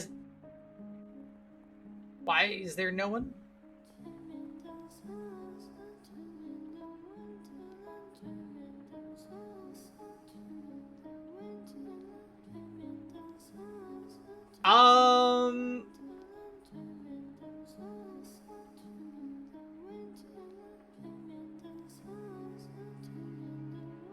Remember Michael was just a wisp for a while?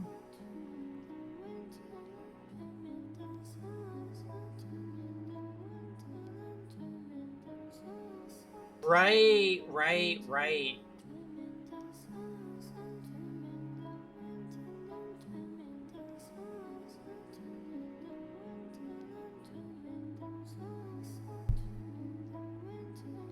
Oh, splendid. You've finally awoken. I've simply been waiting so long for this moment. Tending to the mansion all by my lonesome, ensuring it was ready for your return, Master, whenever that time may be. When I caught sight of you through the window, my heart fluttered. Time had finally arrived. Oh my, do you not know who I am? Do you not know who you are either? It is quite the predicament. So this all was from the very beginning of the game. This seems really familiar. How about this? I am a servant of this mansion, and as such, I am familiar with many incidents that have taken place here. I shall show you the history of this house, Master.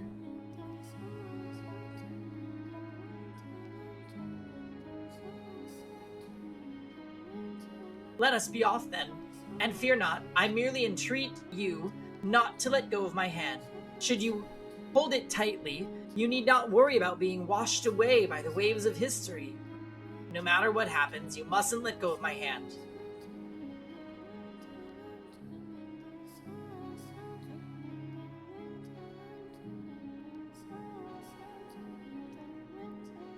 No matter what happens, no matter what you see, never again let go of this hand.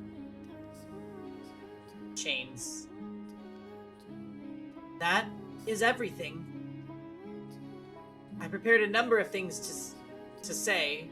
Oh, I prepared a number of things to say when she was finished with her tale, but I couldn't manage to put any of them into words. I almost hate myself for thinking it would be so easy, for letting myself hope I could simply pull her back to her old self, accept whatever had happened to her, take her hand in mine, and that would solve everything. The truth is so much worse than I had imagined, so much more harrowing.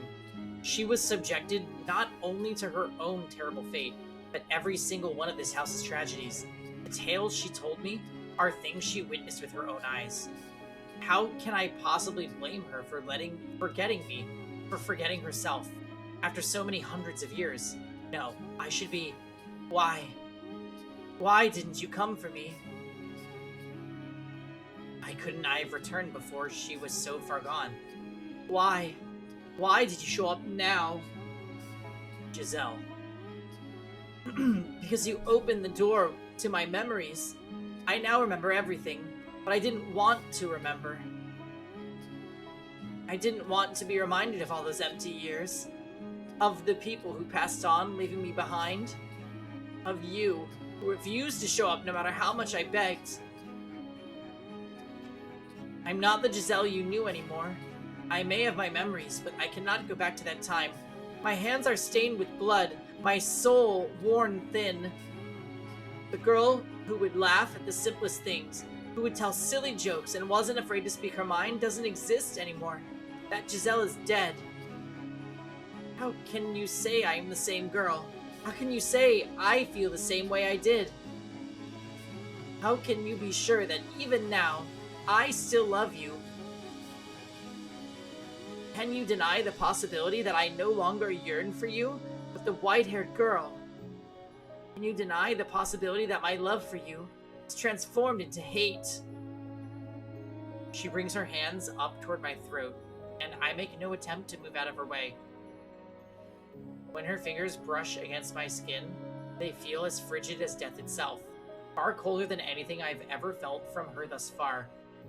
If she were to wrap her hands around my neck, she wouldn't even have to squeeze to stop me from breathing. This is the fork in our road. One word will decide everything. I don't have much time. I have to say something before the cold robs me of my voice. Okay, wait.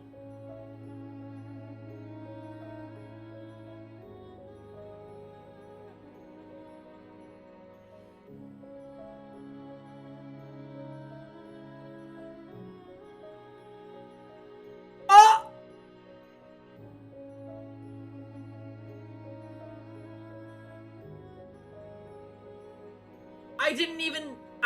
I didn't know it was gonna be timed.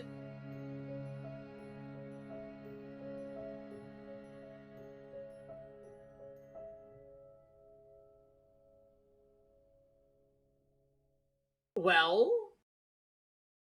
the maid is about to strangle us.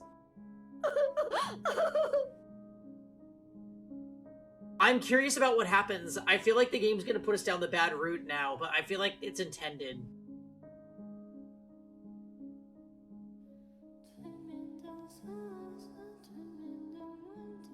Yeah, fucking Somnium Files with the QTEs. I wanted to deny it. She may have forgotten me, but what she felt still remains, as evidenced by her attraction to the white-haired girl, who had many physical similarities to me. Her feelings are still there. I sincerely believe that, but her arctic gaze caused me to waver for the briefest moment. The song is so nice. This game's soundtrack in general has been perfect, Jam. Like, every scene with the background music is just, it's perfect. It fits. Perhaps I only wanted to deny it for my own selfish reasons. It was only for a few short seconds, but those seconds decided it all. Farewell, Michael. She slides her slender fingers down my neck and then gently shoves me back. Giselle! Falling, sinking into my own darkness. I reach out my hand, but I cannot grasp anything. Her hand, the hand I felt for all this time, is so far away. I try to shout, but nothing comes out. I can neither answer her original question nor say her name. Down and down into the infinite void, darkness consumes everything. My voice, my hands, my very being, and her gaze. My consciousness slips away from me. Why? I wish I could have at least told you that I still love you, even if you did not love me.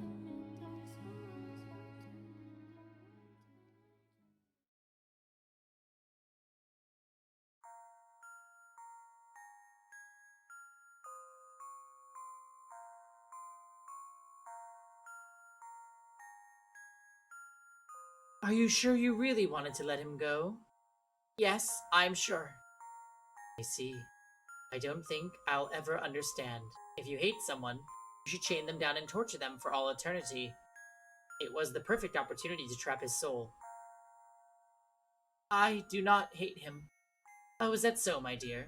After everything you said, I simply assumed. I could never come to hate him. Could never want to see him dead or tortured. Oh? Then why did you say what you did? I don't think you would understand. Probably not. I'm not particularly interested in understanding either. Doesn't matter what happened in the interim. In the end, nothing's changed, has it, my dear? You are still my darling, devoted maid. With enough time, you will once more forget your name. What a wonderful world this is. Bad end. Maid hates Michael.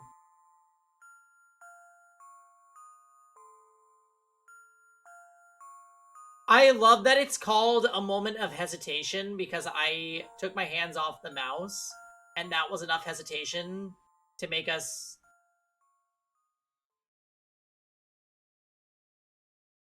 Alright, we're ready for it this time. We're ready for it this time.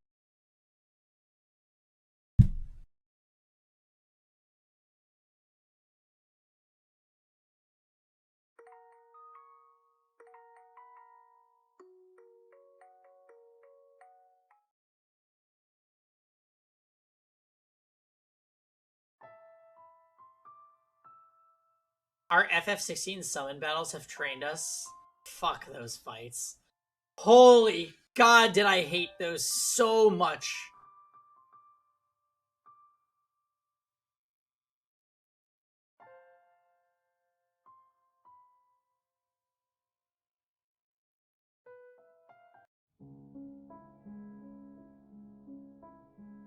Yeah, the icon battles.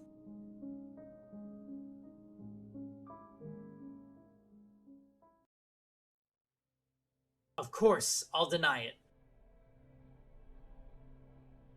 While I was floating in the darkness, I heard a voice. Regrettably, it took me far too long to realize. No, Rosen, that's in TMS. That it was your voice crying for help, calling for me. You may have lost hold on your old self, but somewhere deep down you kept calling for me, which is how I found my way here. I refuse to believe this isn't real. I refuse to stomp on a love that survived for hundreds of years. By all means, hate me. If that's how you feel, that's how you feel. I don't care if you spit bile at me. For the rest of eternity, I will not let go of this hand. Because you asked me not to. I could kill you. Right now. If that's what you want, then go right ahead. But I'll fight you with everything I've got. Giselle, I've missed you too much to lose you again. I don't care if it makes you despise me. I don't care if it makes you think I'm being inconsiderate. I want to save you. But I'm not the Giselle you once knew. I'm an abomination. My mind and body are twisted beyond recognition. I'm a disgusting monster. The woman you fell in love with does not exist anymore. So just forget about me. You are the one who should be saved, set free from me. You look the same to me. Your manner of speaking, your temperament, your physical appearance may all have changed, but you are still the same Giselle I love. Yeah. You should never have done anything for a foolish girl like me. You gave your life to save mine, and I hated you for that. I never once considered how you felt with those knights pointing their blades at you or what drove you to allow me to live. I should have, but I didn't. I was the one who trusted the witch, and yet I complained when you never showed up. I unfairly resented you for it. I'm horribly a self-centered person. You'd be so much better off with someone pure and unburdened with all this nasty suspicion and doubt and animosity, without those things. You would be so much happier with someone like her. Giselle. You've been paying attention, haven't you? You were there for all those tales I told you.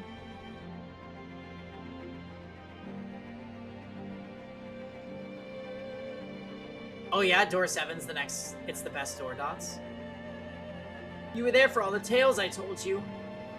For everything that has happened up to this moment.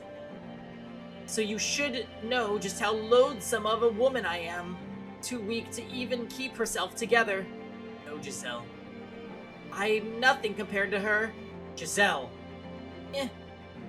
See, you haven't changed one bit. You still get louder and louder the more you lose your temper.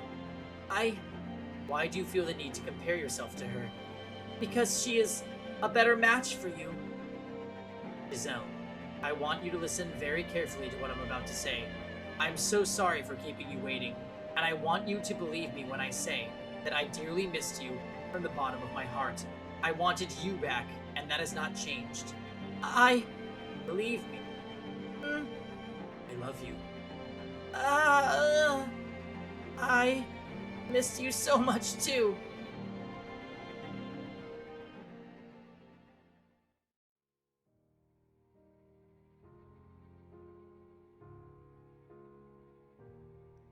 Alright, so I think we're getting close to the start of door 7, right? I kind of think I want to make our end of stream there because my voice is starting to get tired.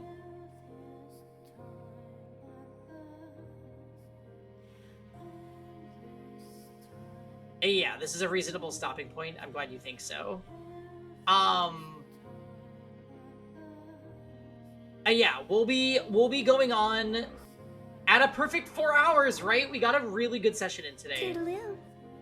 Alright guys. Probably no schedule next week, but just be on the lookout for streams. We'll be playing Final Fantasy VII and Path of Radiance and Fata Morgana on the weekends. Have a good night, guys.